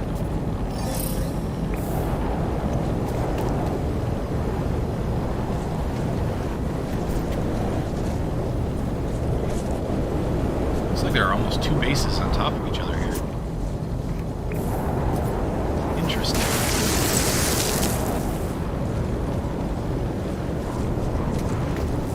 Okay.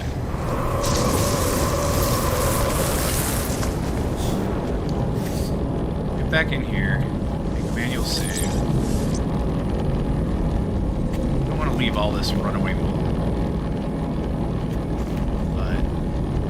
Wish you had one more, at least one more medium refiner. We can do multiples at once.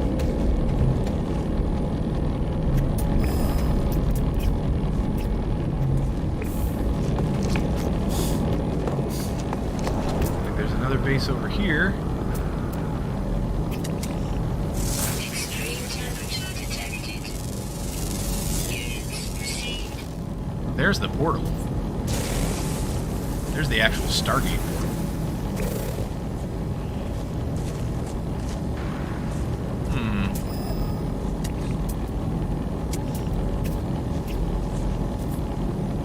Oh, okay. Hold on. Titan worm burrow. Right over there. Whispering eggs, too. Alright, so the Titan worm burrow is right over there. We don't have to actually go to that other spot. Let's grab our stuff. Stop processing. Ooh, you know what? What is it?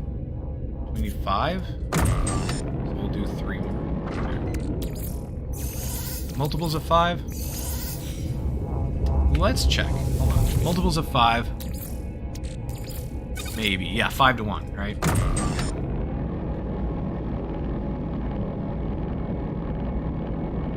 So it's not a great conversion rate. But still, it's something that we can do, and we can spend carbon on it to do it in our backpack. That's fine. I just wanted to try to get some stuff done here at the medium refinery since it doesn't take fuel.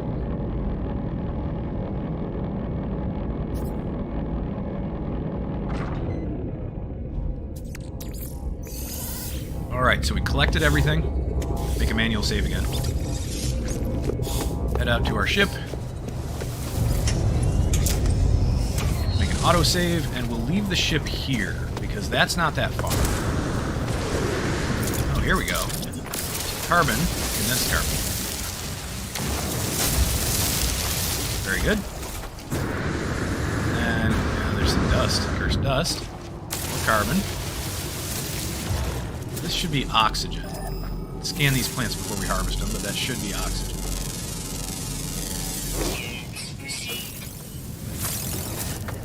And then let's do this. Let's put the living slime in here.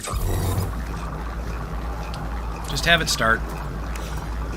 Wait, we have the ionized cobalt in our cargo, right? Alright.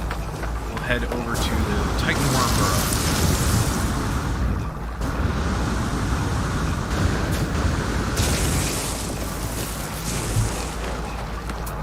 We scan. Where'd it go? I swear it was right over here. Oh, it's buried.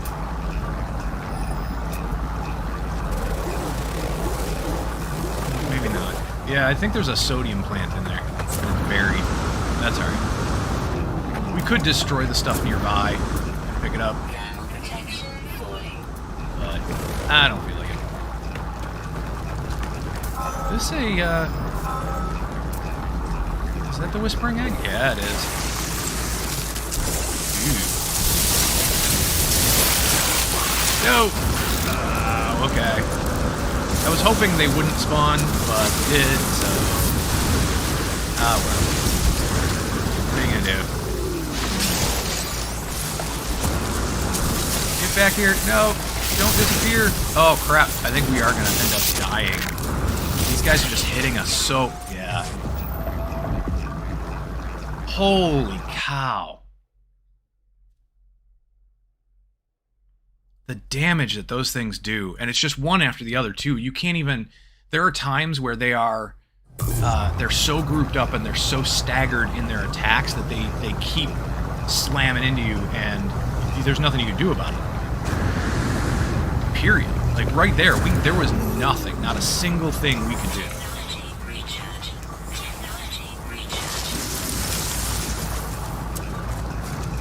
But at least...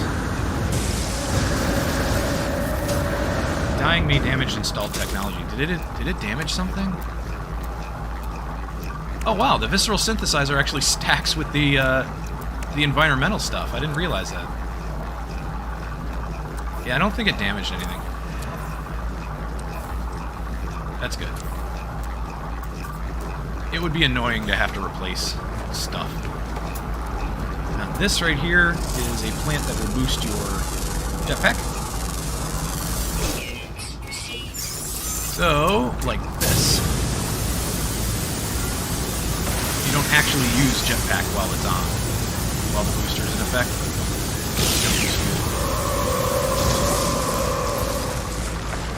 Very cool, in my opinion. Now we gotta get a little close. Apparently we were a bit close. And then pick up all our stuff. There we go. We need to be close anyway, because we need this. There we go, we got one.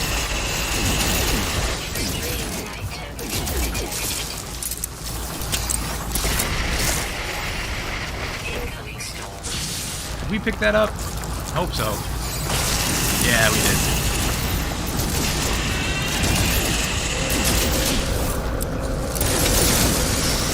Alright, where is it? There it is. Got it. Try to pick up another one.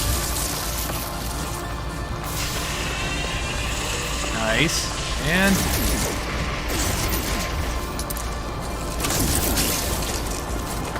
we get this other one. Yes. We got that too.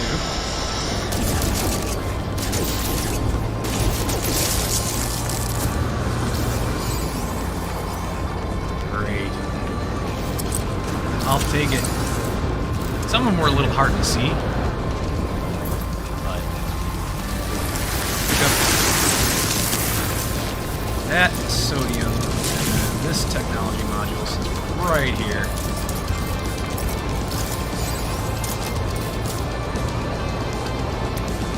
I believe that is pretty much everything we needed from this expedition. I think we are done.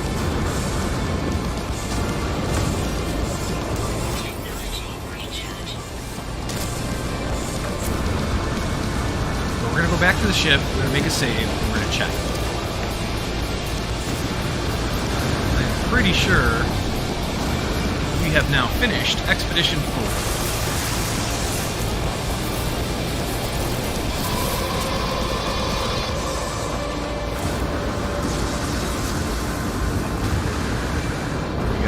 Worms making their way over our heads.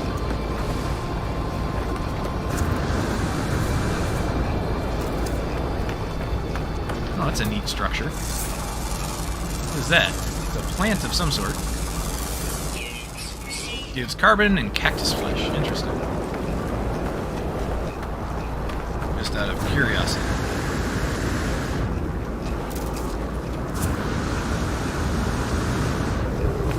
Alright, so, hopping back in, making our autosave. Let's go back into the building. The carbon has respawned. That is always a very, very good thing. First aid, just in case. Let's go back into the medium refiner, actually. Let's do something with it. What if we stop processing here? And let's do that. And then go back out and process the runaway mold in here.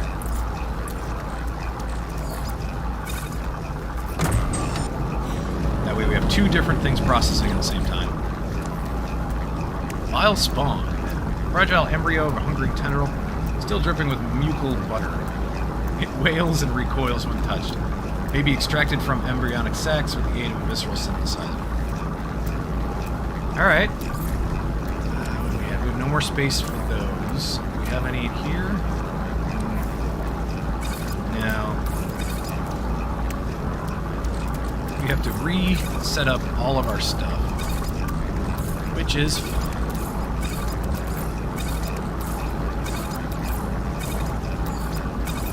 Okay, pushy rope. Spawn, just put them here for now. I hate having this extra spot down here. This whole thing is just not organized the way I like.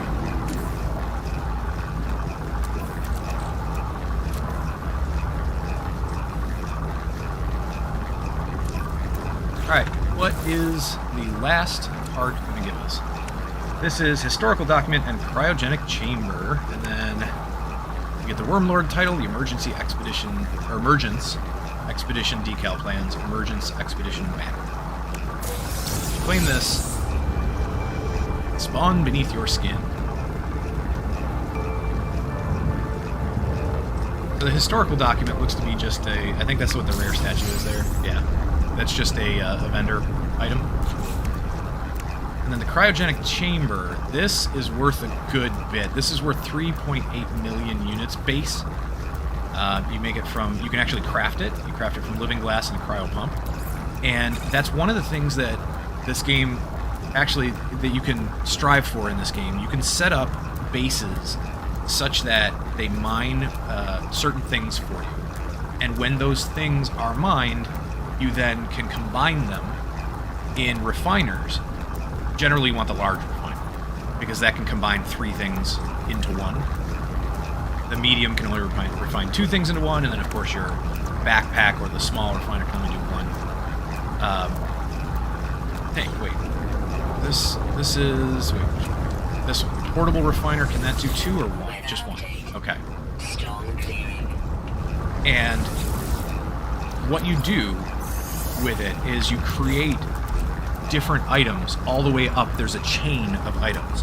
And if you create the right items and then combine them and create the next item, and then combine that with something else and create the next item, you eventually get down to stasis device, I think it is. I can't remember if that's the final leg, if that's the final item that you create. But it's like the most valuable item in the game to sell to vendors. And really, as far as I know, that's the only thing it's used for.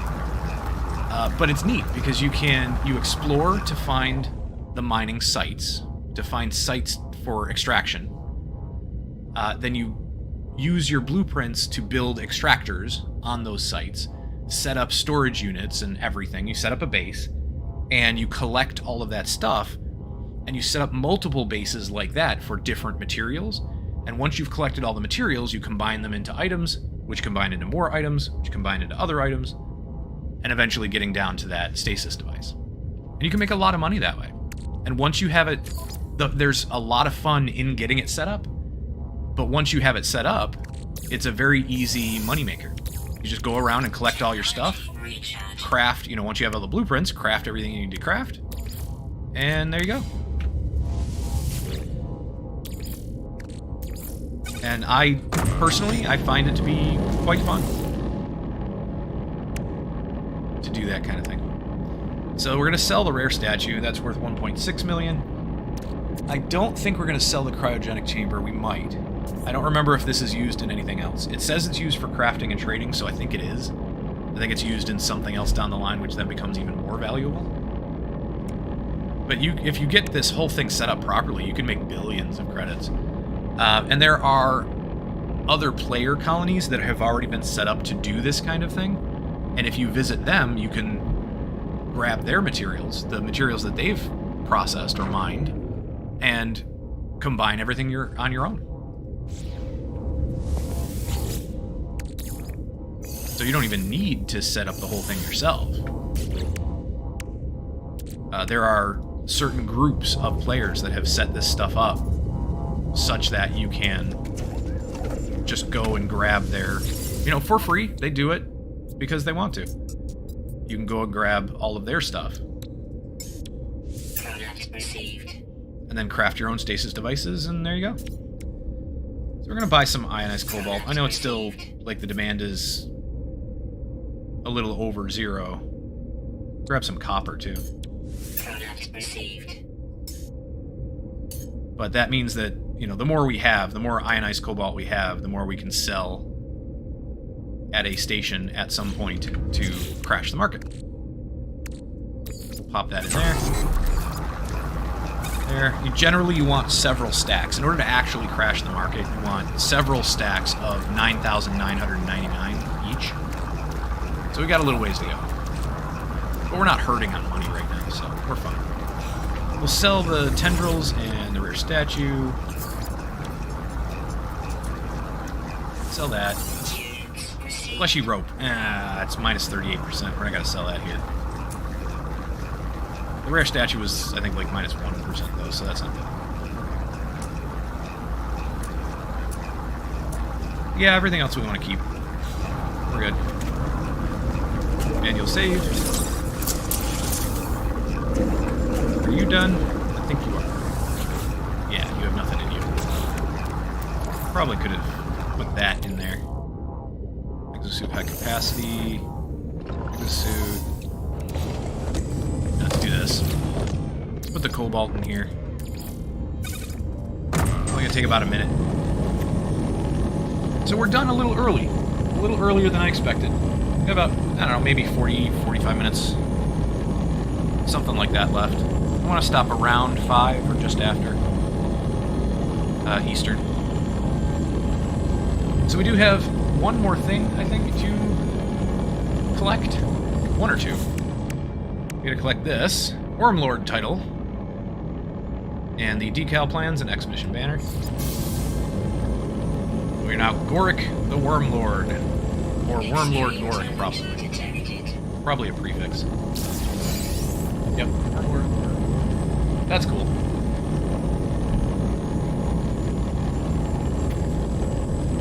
And what do you get for this? Hungering Worm Companion Egg. Very nice. Everything else is collected. Alright, final phase. Here we go. So we've traveled, what, 3,010 light years total. One system mapped. I think that might just be the discovery that we uploaded for the system.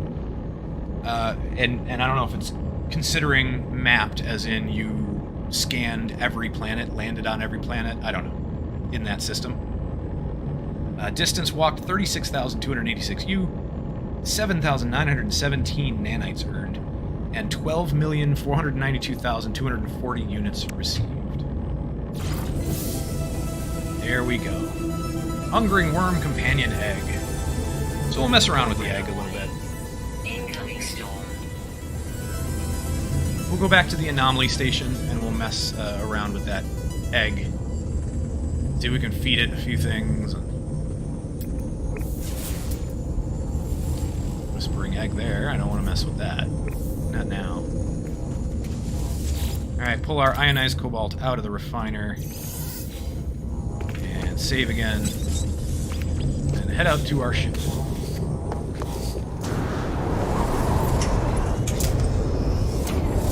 Make an autosave. Alright, technically we are done. But we're going to go and mess around with the egg at the anomaly. What else can we do?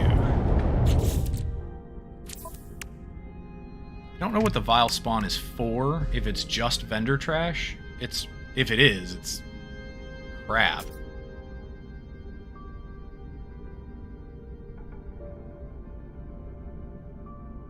Yeah, I don't know what they would even be for. But let's put them in storage since we can stack higher. We'll take the ionized cobalt out. Put these in our storage. High capacity. Copper. Copper turns into chromatic metal, but I don't know if we need copper itself for anything. We can also do the coordinate data, the drop pod coordinate data. Just keep upgrading our inventory space. And to be honest, we might as well. Let's get the egg started first. Then we'll just go land on a planet somewhere. This one or another planet. Doesn't really matter. You can find drop pods on any planet, really. As far as I know. Extreme temperature detected. Okay, where is the station? Alright, so the station is that way. We can go... Let's just call the anomaly here.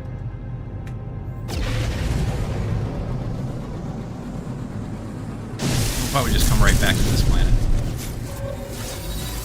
Right through an asteroid.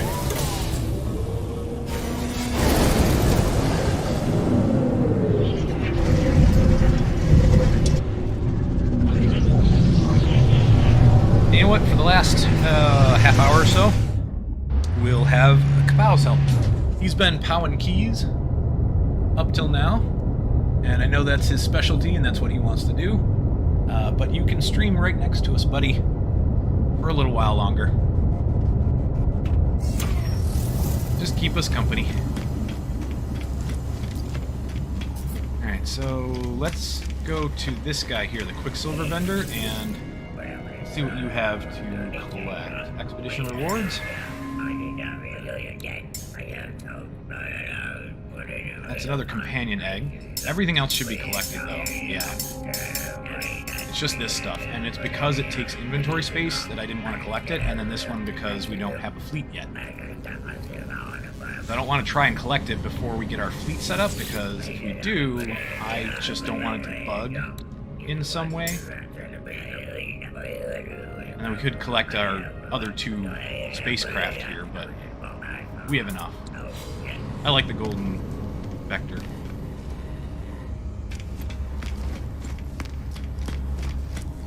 Is this a system... Have we been in the anomaly in this system? I think so. I'm gonna ask about Helios's past. They don't really do anything. Once you've interacted with them in that way, you've given them data. Until you get more data, they're not going to do anything else. Okay, so anomaly. That. Oh, okay, so these are just going to be random. Yeah, this is a full random preset. I wouldn't say random preset, but a full preset. That's cool. I like that one. That's very cool. I also like the all-white one. That's cool.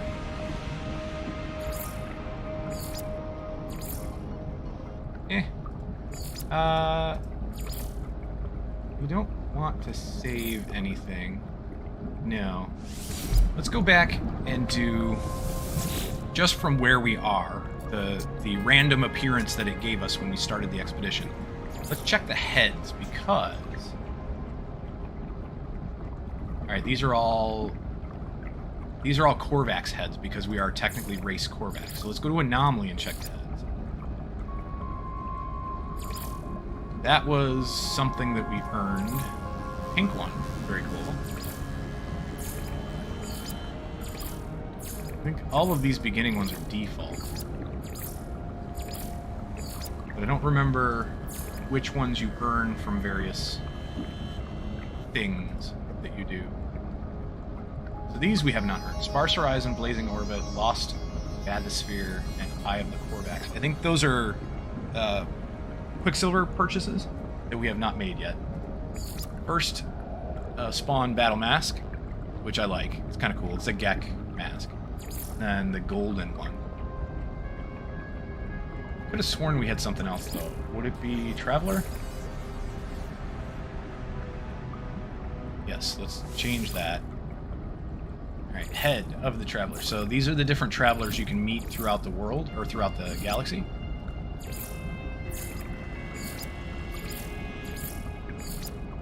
And is it these that are special? I think so. Yeah, because that's Helios, this is Mercury, this is Cronus, and this is Selene.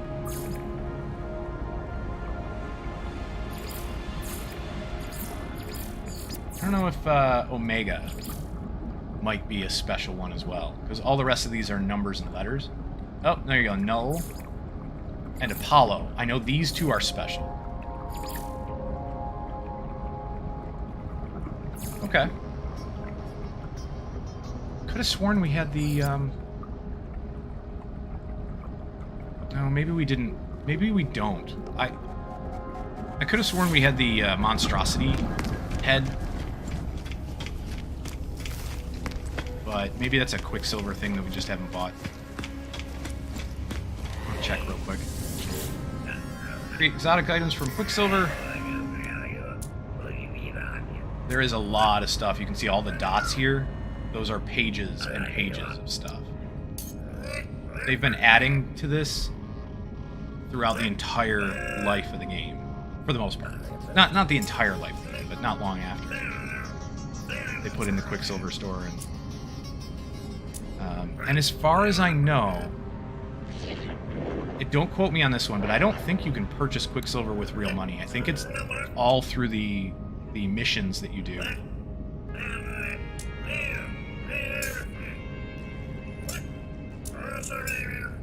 So So this is all items. Let's see. Are there... There's got to be a way. There you go. Base building parts.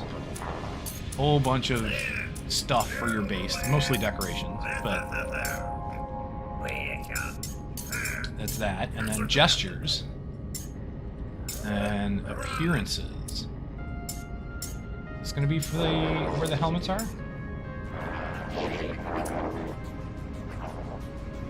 And the exosuit. Cool. You can have a different backpack. I like that. Jetpack flames. Yeah, here's where the heads are.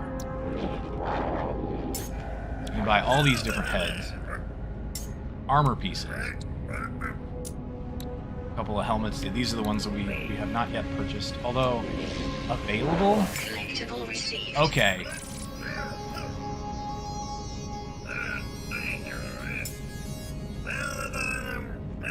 Yeah, we don't have any Quicksilver, but I think we earned these by doing something else. This Sparse Horizon one, I don't know if that's because... This might be from the Collector's Edition, but it might not. I don't know. I don't know what this was unlocked from. I do own the Collector's Edition of No Man's Sky, and I'll have to find it.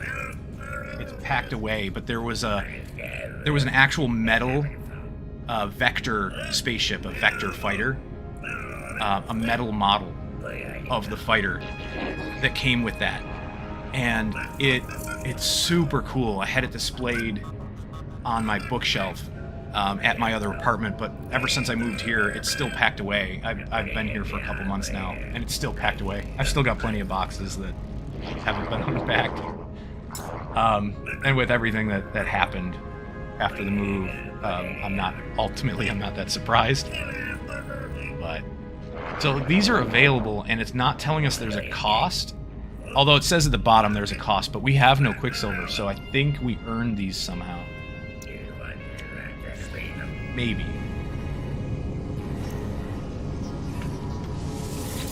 Wasn't letting me select it, which is interesting.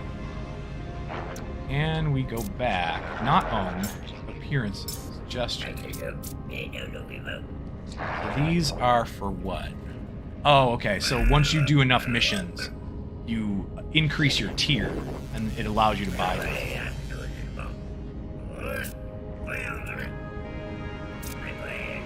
Appearances, gestures, whatever. So it's going to be under appearances, and then near the bottom. Available. Collectible received. Nice. So we do have those unlocked. Collectible received. Shoulders, armors. The only thing we don't have is the gloves and the boots, so we can't make that whole set. But anything that says it's available, with no cost listed here, we should be able to pick up. Very cool. Heroic pose. Collectible received. Alright. We must have earned those somehow.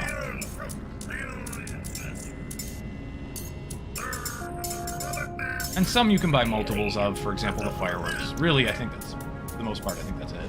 Just the fireworks.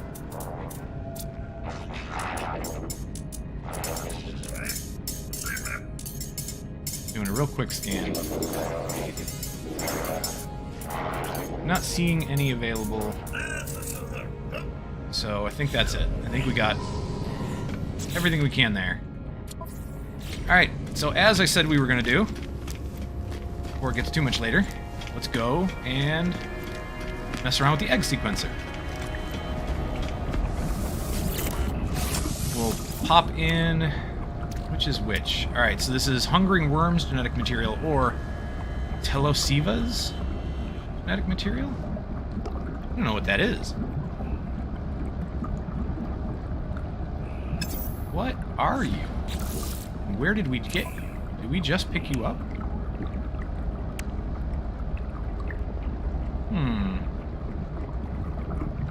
Let's do the Hungering Worm one first. There we go. Alright, this is the Hungering Worm. There we go. And then height and weight. I'm not sure how this works at all. So... And I don't know if... it uses the entire stack if you put a stack in there, or what. So that being said, I kind of want to mess around with things like hexite.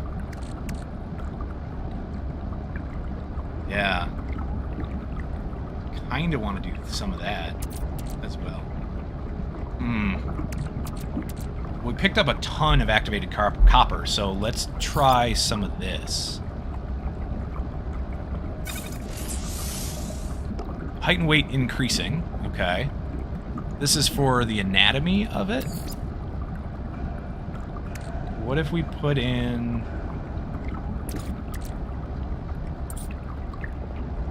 What if we put in some chromatic metal? Overdosed? Unstable. Ooh, okay, let's not do that. I mean, I don't know, might be good. 101%. What if we took out just a little bit?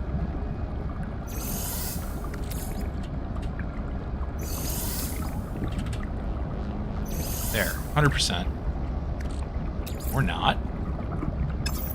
Still, unstable. Anatomy unstable. So we have a save that we can come back to if something gets messed up here. That's fine. This is for coloring. Let's do chromatic metal for coloring as well. 100% unstable. I don't know what the difference is. Like, height and weight increasing, that's what I want, because I want a bigger worm. And personality...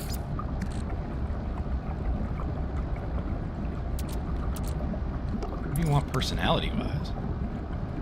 I don't know, what makes for a good personality? Dihydrogen? Oxygen? Hydrogen jelly? Salt? We can make him salty. Let's make him salty. I can't resist that. Let's make him salty. Aggression increasing. Okay.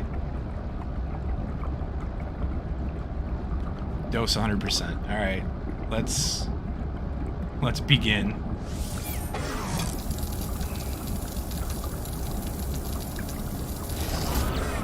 Modification complete. Alright, the egg is ready to hatch. Been resequenced. Its weight and height has been increased.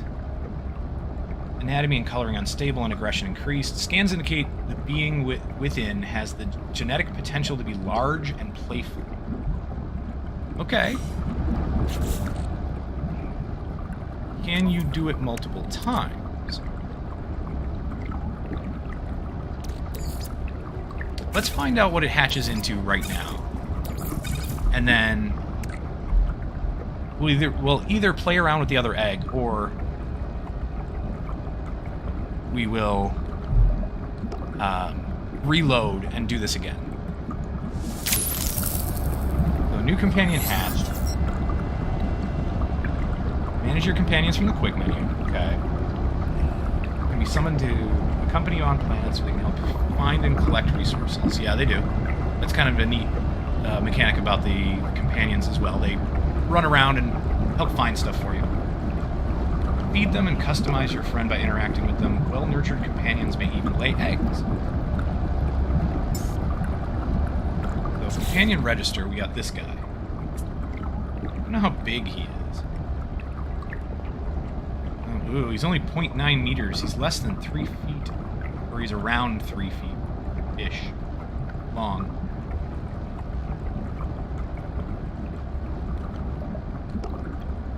He's got this kind of brownish coloring. I'm not overly happy with that, really. So you can have up to 6, I think, companions all total, but it takes nanites to buy more than just the 2 slots you come with. He's fierce and 21% aloof. 75% frolicsome. And he's a magotling. I am not happy with that. So, let's reload our autosave. That's not... I want to try to make something bigger. So, I'm wondering if you can resequence multiple times, or... and it just keeps adding to it? I don't know.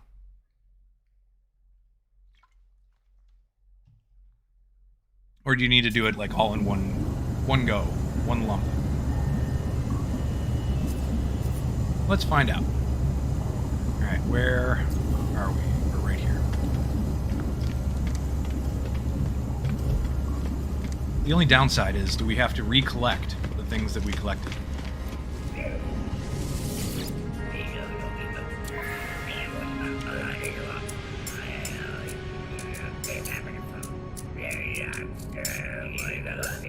Yes. Collectible received. Collectible received. Collectible received.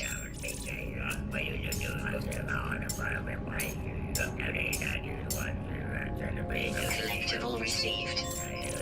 Okay. Let's go back and save real quick, in case we mess up. And where is it? Is this the one? Yeah.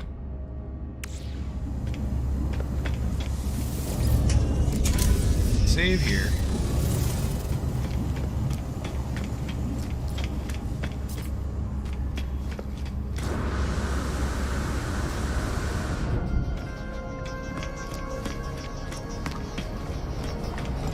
Let us resequence an egg.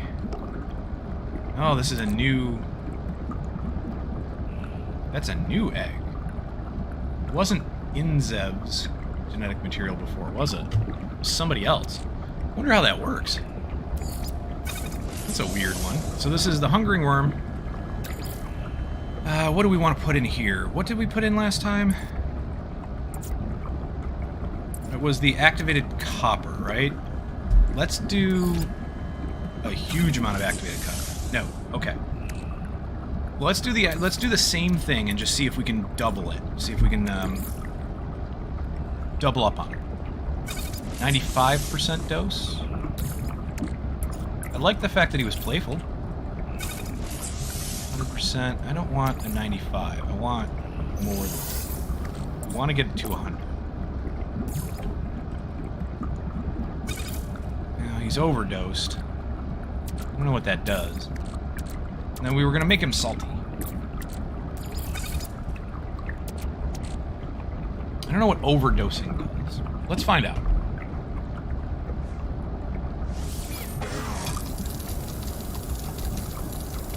Off the egg. Modification complete. Okay. Increased, large, and playful. Okay, let's try it again. Can we do it again? Okay. And then... So the activated copper was good. What if we put activated copper in here as well? We've got plenty. 125%. Oof, overdosed. Let's not do that. Let's do less. Doesn't seem like overdosing really did much of anything. There. And then we'll put more activated copper in here. And let's do activated copper in here too. No, independence decreasing. I don't want that. I don't want that. I don't know what coloring unstable is, though, if it's just like a random color. Is this helpfulness decreasing? No. How about ferrite dust? No. How about sodium? Independence decreasing? No. How about ionized cobalt? No. Well, you liked salt before. What about carbon? No. Nitrogen? No. What about Geknip? No. Eat him a Geknip. What about the rest of the salt? Aggression increasing. Don't really want him to be too aggressive. Creature pellets? No. Where are those? Those are in the starship, I think?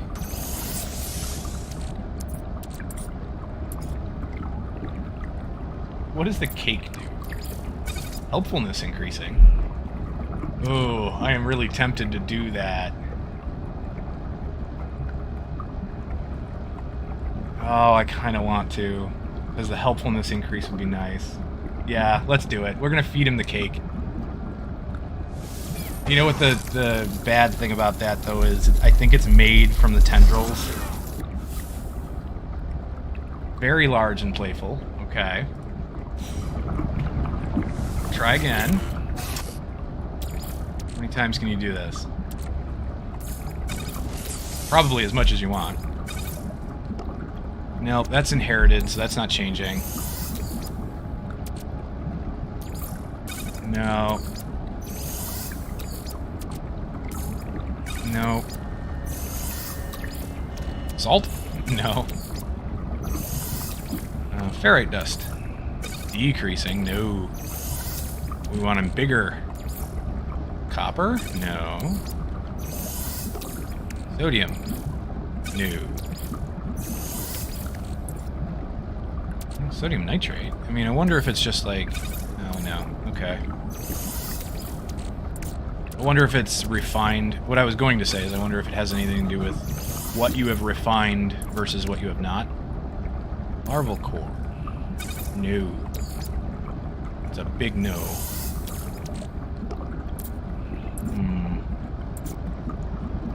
Dihydrogen. No. What about life support? No.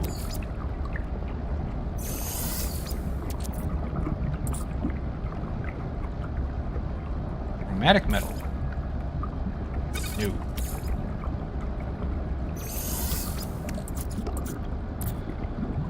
How about magnetized ferrite? No, and that's in the starship. Kelp sacks. No, and that's in the starship.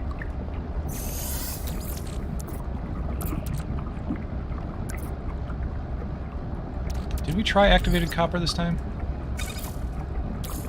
Can't do that. Gold. It's only a 34% dose, so maybe if we did the whole thing? No. What about silver? No. What about platinum? Nope. Tritium? Decreasing. Nope. Hexite. Let's try that. No, decreasing. Okay, that's good to know. Where... Oh, crap. Where was the hexite? Starship? Don't know. Activated indium. No. Is there nothing that's going to increase your height and weight? Fume? No.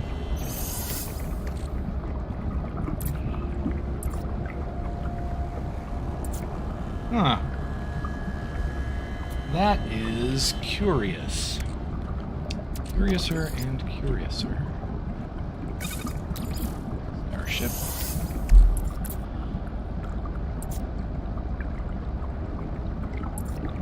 Try to feed him Starship launch fuel. 1% dose.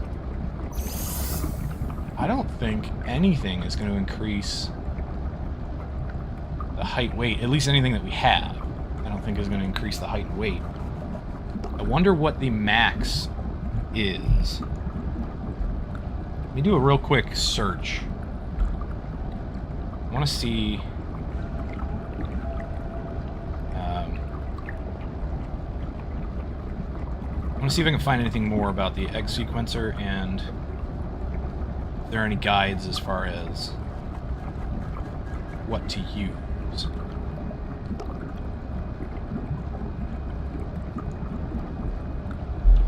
Alright, so what are we looking at here? We want the growth hormone. Ugh, ads. Growth hormone. Growth modifiers. Do you not have any additional information on that?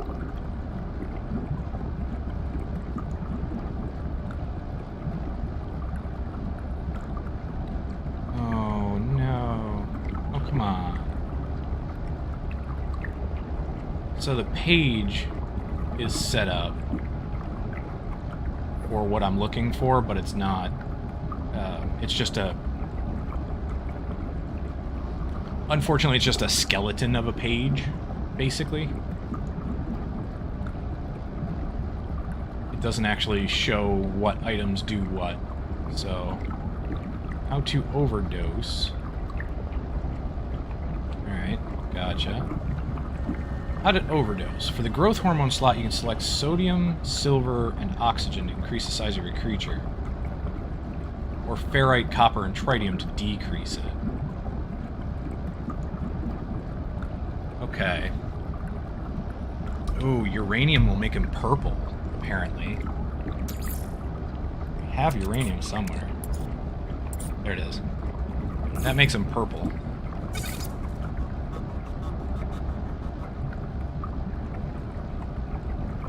Supposedly makes him purple. And I kind of like that idea. But as far as... Let's see. Only the middle two slots apparently are capable of overdosing. But you need to find the right materials, as not everyone can do this. Pugnium and platinum are capable of overdosing the gene splitter slot for anatomy.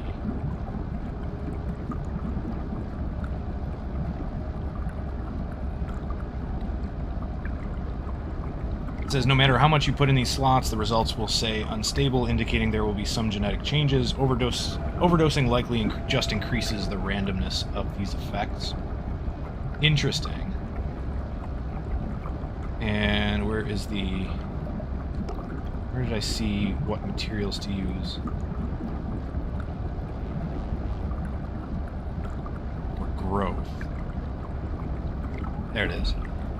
Alright, so sodium, silver, and oxygen. I think we tried oxygen. Yeah, it doesn't look like it's going to increase anything. I'm just curious. Let's find out if it'll increase anything or do anything. It says inherited, so probably not.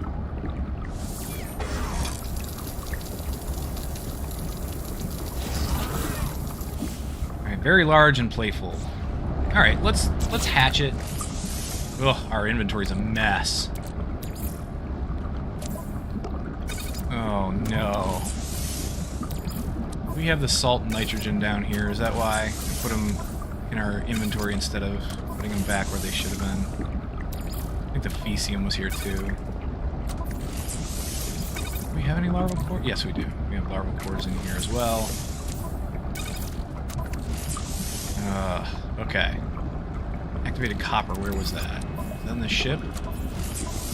Yeah. 2 other spaces on the ship that we can use too.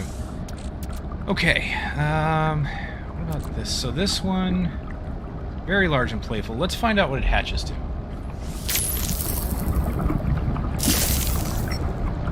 There he is. Feeling voracious. His name is Sakiva. Give him a treat.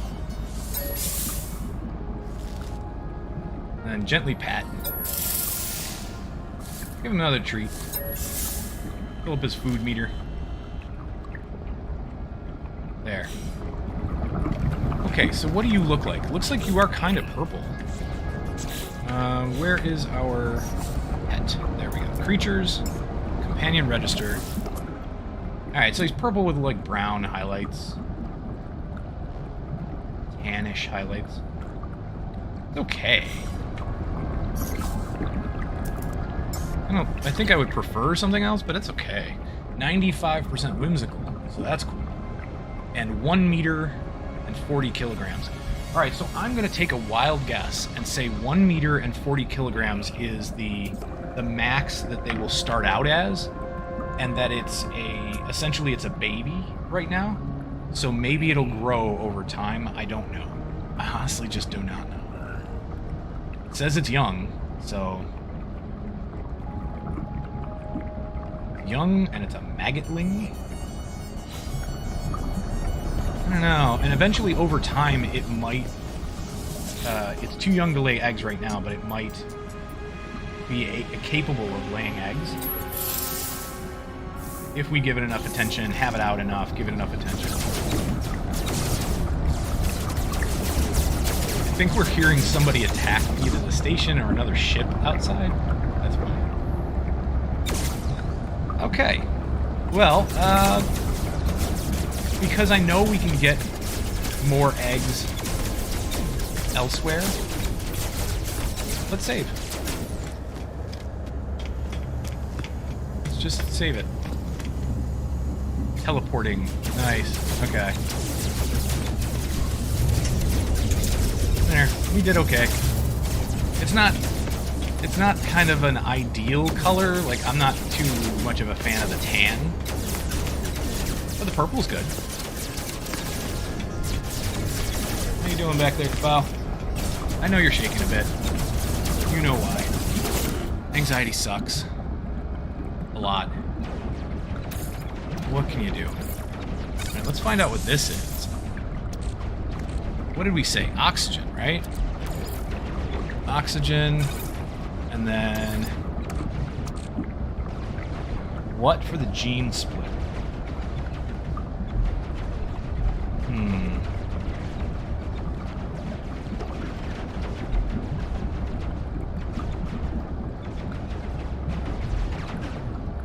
Okay, gene splitter...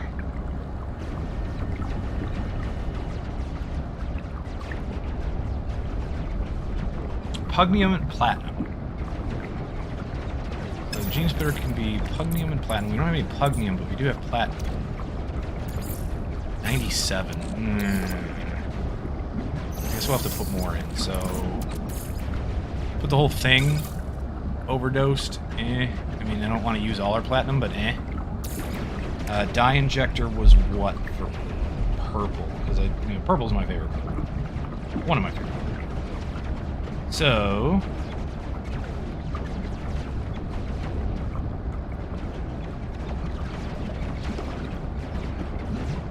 alright, apparently there's a 24-hour cooldown before a creature can lay eggs. Fill up its relationship meter by spending time with it and feeding it. They say that each creature can only lay a certain number of eggs, and it's nearly always under 5, from what they can tell. The creature must be in its native climate to lay an egg, and it cannot do so if young. You can't take a pet from a radioactive planet and have it lay an egg on a paradise planet, for example. Okay. That makes sense. Alright, the growth hormone we're going to use oxygen for. The dye injector was... I do orange with purple accents. I have no idea what creature this is going to be. Although that requires pure ferrite. We don't have any, do we? Now we get magnetized. Well, what was purple? Uranium? And we can take some uranium. And then... a neural calibrator.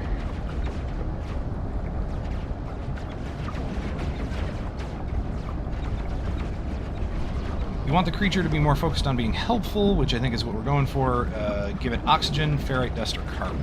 We have a bunch of oxygen, so let's give it some oxygen. There. We'll begin.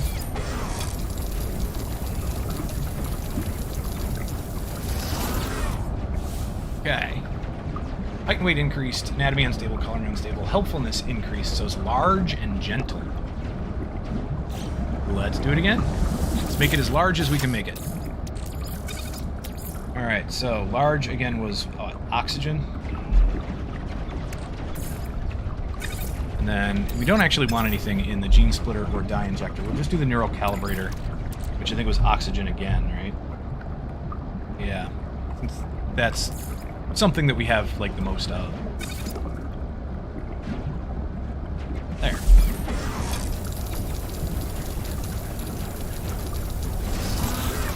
Okay, very large and industrious. Cool. And we do it again. Is it going to change it?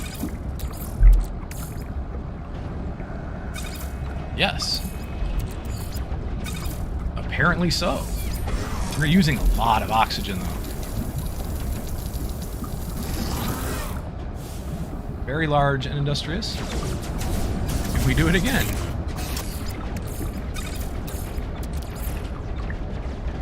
No, 29. I don't want to dose it just with 29. Let's try the 100.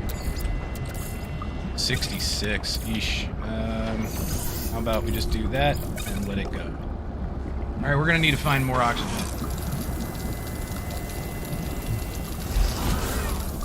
Very large and industrious. I am curious as to what it looks like. I think you could do it again, but we don't really have anything to do it with. Because... where was it again? Sodium, silver, and oxygen to increase the size. We don't have it. We don't have much of any of the rest. And that's not changing anything anyway. Yeah. Okay.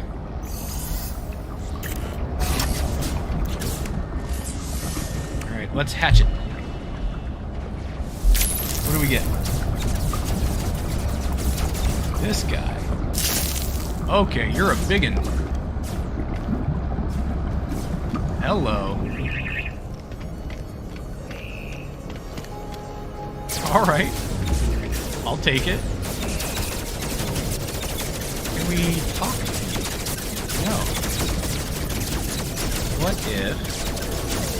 go to the companion register. Bonnie.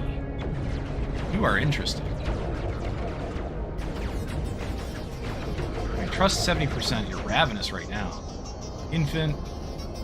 Helpfulness 100%. Very cool. Yeah, we should have made you more helpful. That's okay. Can't do anything with it. Right? Him, her. Hi.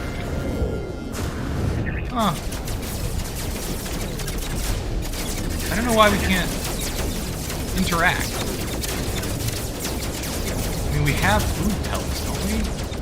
Or did we put them... we put the creature pellets in our ship. Can we do it now? No.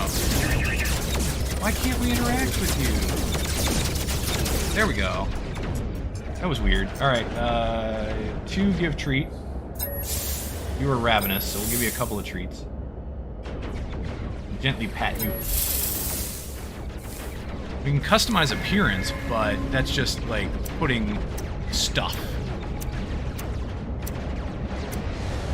on our creature here. We don't want you walking around with satellite dishes. What if you walked around with...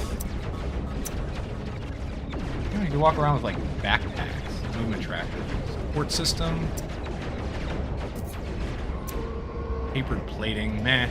Torch. Square laser. Vitals monitor? Nah.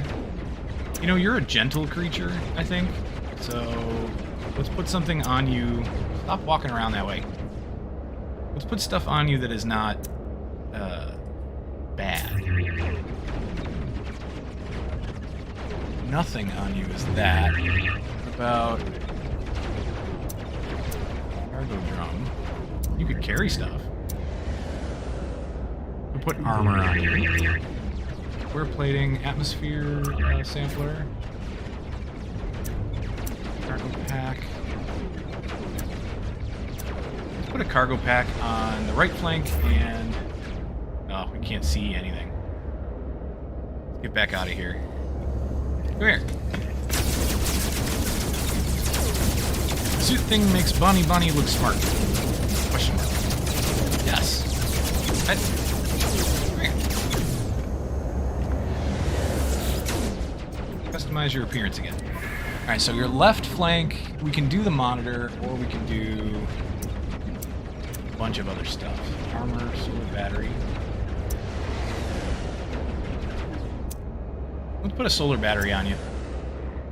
And let's make both of these things black. With white accents. No, let's make them purple. You're purple. Make them both purple secondary colors. Black with purple accents. There. You look good, Bonnie. What do you think? Yes. Oh, see? Yup. Oh yeah, there's pirates. They're glitching into the anomaly. That's not cool. Alright. Well, you are a very cool creature, and you will probably be very helpful. So we'll keep you. I think the worm we can do better, though, so once we get that worm to lay an egg, eventually. JK! Hey, how's it going? I got caught up customizing my companion here, so I missed chat. I didn't pay attention to chat for like a little bit. You've been grinding and now have 80 dragon scales. Wow. You can become full dragon. That is fantastic. I've never done it. I have seen one person do it in a video clip. I think they were doing PvP, and we're talking, for anybody who doesn't know, we're talking about Dark Souls. They were doing it in PvP, and it was like funny PvP attacks or funny PvP kills or something. It was interesting. Oh, and we went over time too. Okay, so JK, I messed up my schedule for today because I forgot that Tuesday is board gaming night. So I actually joined a group, a local group in my area that does board gaming on Tuesday nights at a store in my area. And I forgot that they do it in the evening on Tuesday nights. So I was originally intending to stream until 8 o'clock p.m., but the gaming night actually starts at 6. So I actually have to leave pretty soon. It takes about a half an hour to get there. So I got to get ready, and we were going to stop around 5:15 today. So I'm not going to be able to actually play a whole lot longer. I just wanted to get the companions set up, and I can show them off real quick. I don't know if you saw. Companion, whoop, not companion register. Creatures. There's Bonnie. That, whoop. And there's my alarm.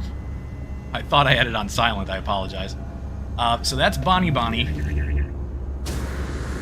I don't know if... Actually, good question. Let me take a look real quick. Is it a she or a he or... Unknown. Gender unknown. Okay. So we're going to call it a she for now. Bonnie. Just because I like the name. Mood Peppy. And then we also have Sakiva. Sakiva, again, gender unknown. This is what we got from the... Really? Hold on. Alright, I gotta figure out how to calm Moobot down. Because Moobot apparently doesn't like a whole bunch of question marks and exclamation points. And that's not something I want to restrict in chat, because that's kind of dumb. Or at least I want to have the restriction be a bunch of characters. Not just what? Is that 2, 4, 6, 8, 10, 11 characters? That's stupid. Moobot is just being stupid. But I saw that. He's huge, yes. Bonnie is very, very large. Sakiva, not so much. Let's summon Sakiva. So you can... This was what I was talking about with the companions that you can get. And...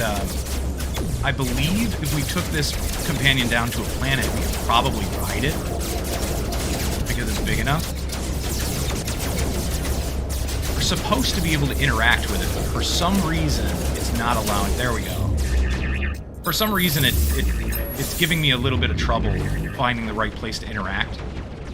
But then you can pat it. You can pat it to increase its friendliness, or its loyalty, and give it treats, and that... obviously fills its hunger meter and stuff like that. And then you can customize its appearance too. You can actually put different things on its side. We have solar panels on this side right now, and then we have a cargo storage on this side. There's no real effect. It's more cosmetic than anything else. And then we'll show off our... Whoops, not that one. We want to summon Sakiva. That is the worm pet we got from completing this expedition. So we finally completed the expedition today. And we got an egg to hatch this worm.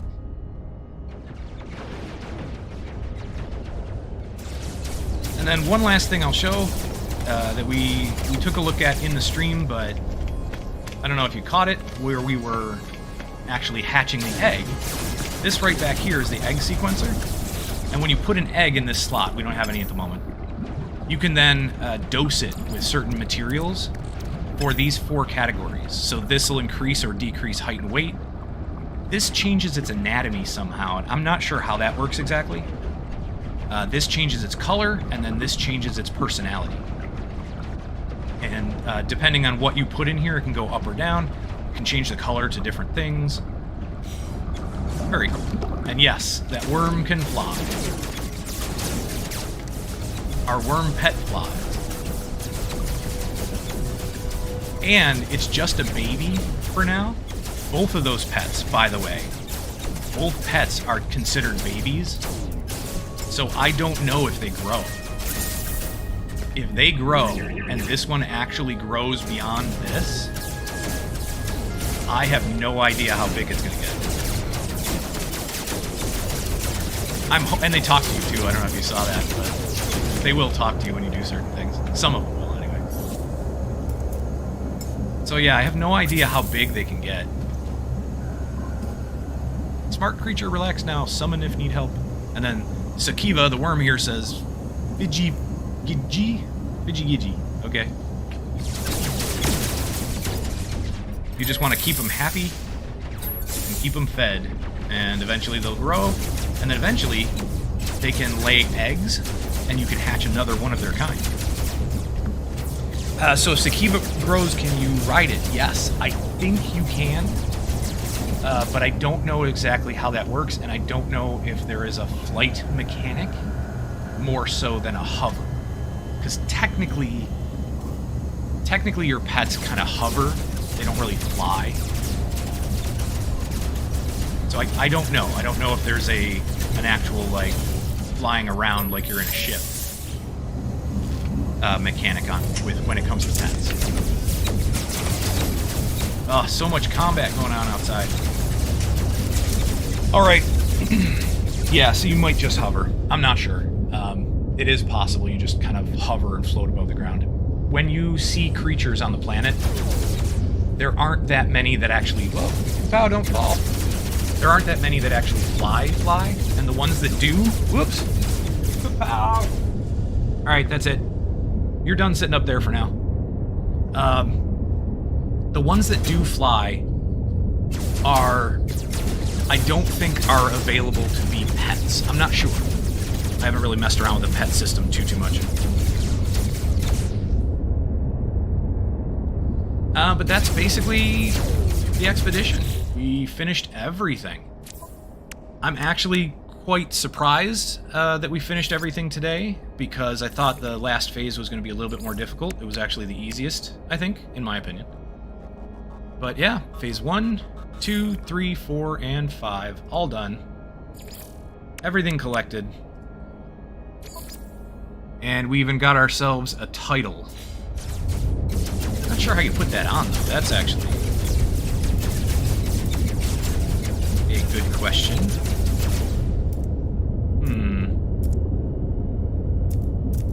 I don't know how you add titles to your name. Take a look. Maybe it's in the escape menu.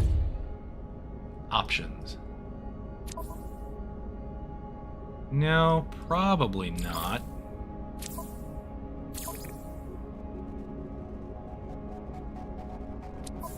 Oh well.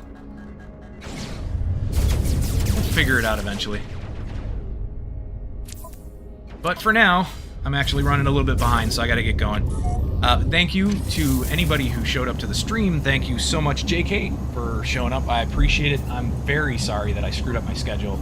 I really did want to stream until I'd planned on streaming until 8, but then when I got up this morning, I got a notification for the board gaming group, and I totally forgot that was today. So, I'm going to go off and have some fun playing some board games. I plan on being on again tomorrow, and as far as I know, let me just double check my calendar to be sure. Oh, no, not at all. I mean, honestly, if I had streamed when I said I was going to stream, you're not really late at all anyway. Let me double check. All right, so I don't have anything going on tomorrow on my calendar, but I will preface this by saying that I'm going away for this weekend, and I don't know when I'm leaving. I might be leaving on Friday. I think that was the original plan, was that I leave Friday morning-ish, Friday, early afternoon. And then I won't be back until Monday. I should be streaming Monday. But in between then, I have videos releasing. I have some clips of like boss fights and stuff releasing on YouTube. So I'm actually going to Massachusetts. I'm going to visit Salem for Halloween. So that's going to be really fun. That's the plan. Going out to visit. I'm actually going out to visit my ex. So, hopefully things go well. There's a lot of anxiety involved at the moment, but I hope things go well, and we'll see how it works. But yeah, Salem, it's really, I'm excited to go see it. I've never been, and to go see it for Halloween, that's just kind of neat. So I'm not sure when I'm leaving. I might be leaving tomorrow, at the earliest. I might be leaving tomorrow afternoon or something. But the original plan was Friday, so at least that. If I'm not gone tomorrow, I will be back on streaming, and that and Thursday. Thursday is a bit. Let me check my calendar real quick. Thursday. Yeah, Thursday I've got an appointment in the morning, but after that I'm fine. I'll probably stream, early to mid-afternoon, something like that. All right. Hopefully I see you tomorrow. If not, then, I'll be back soon. Again, thank you so much for checking out the stream. Thank you so much for checking out the VOD if you're watching this on YouTube or Twitch. And I will see you in the next video. Have a great day.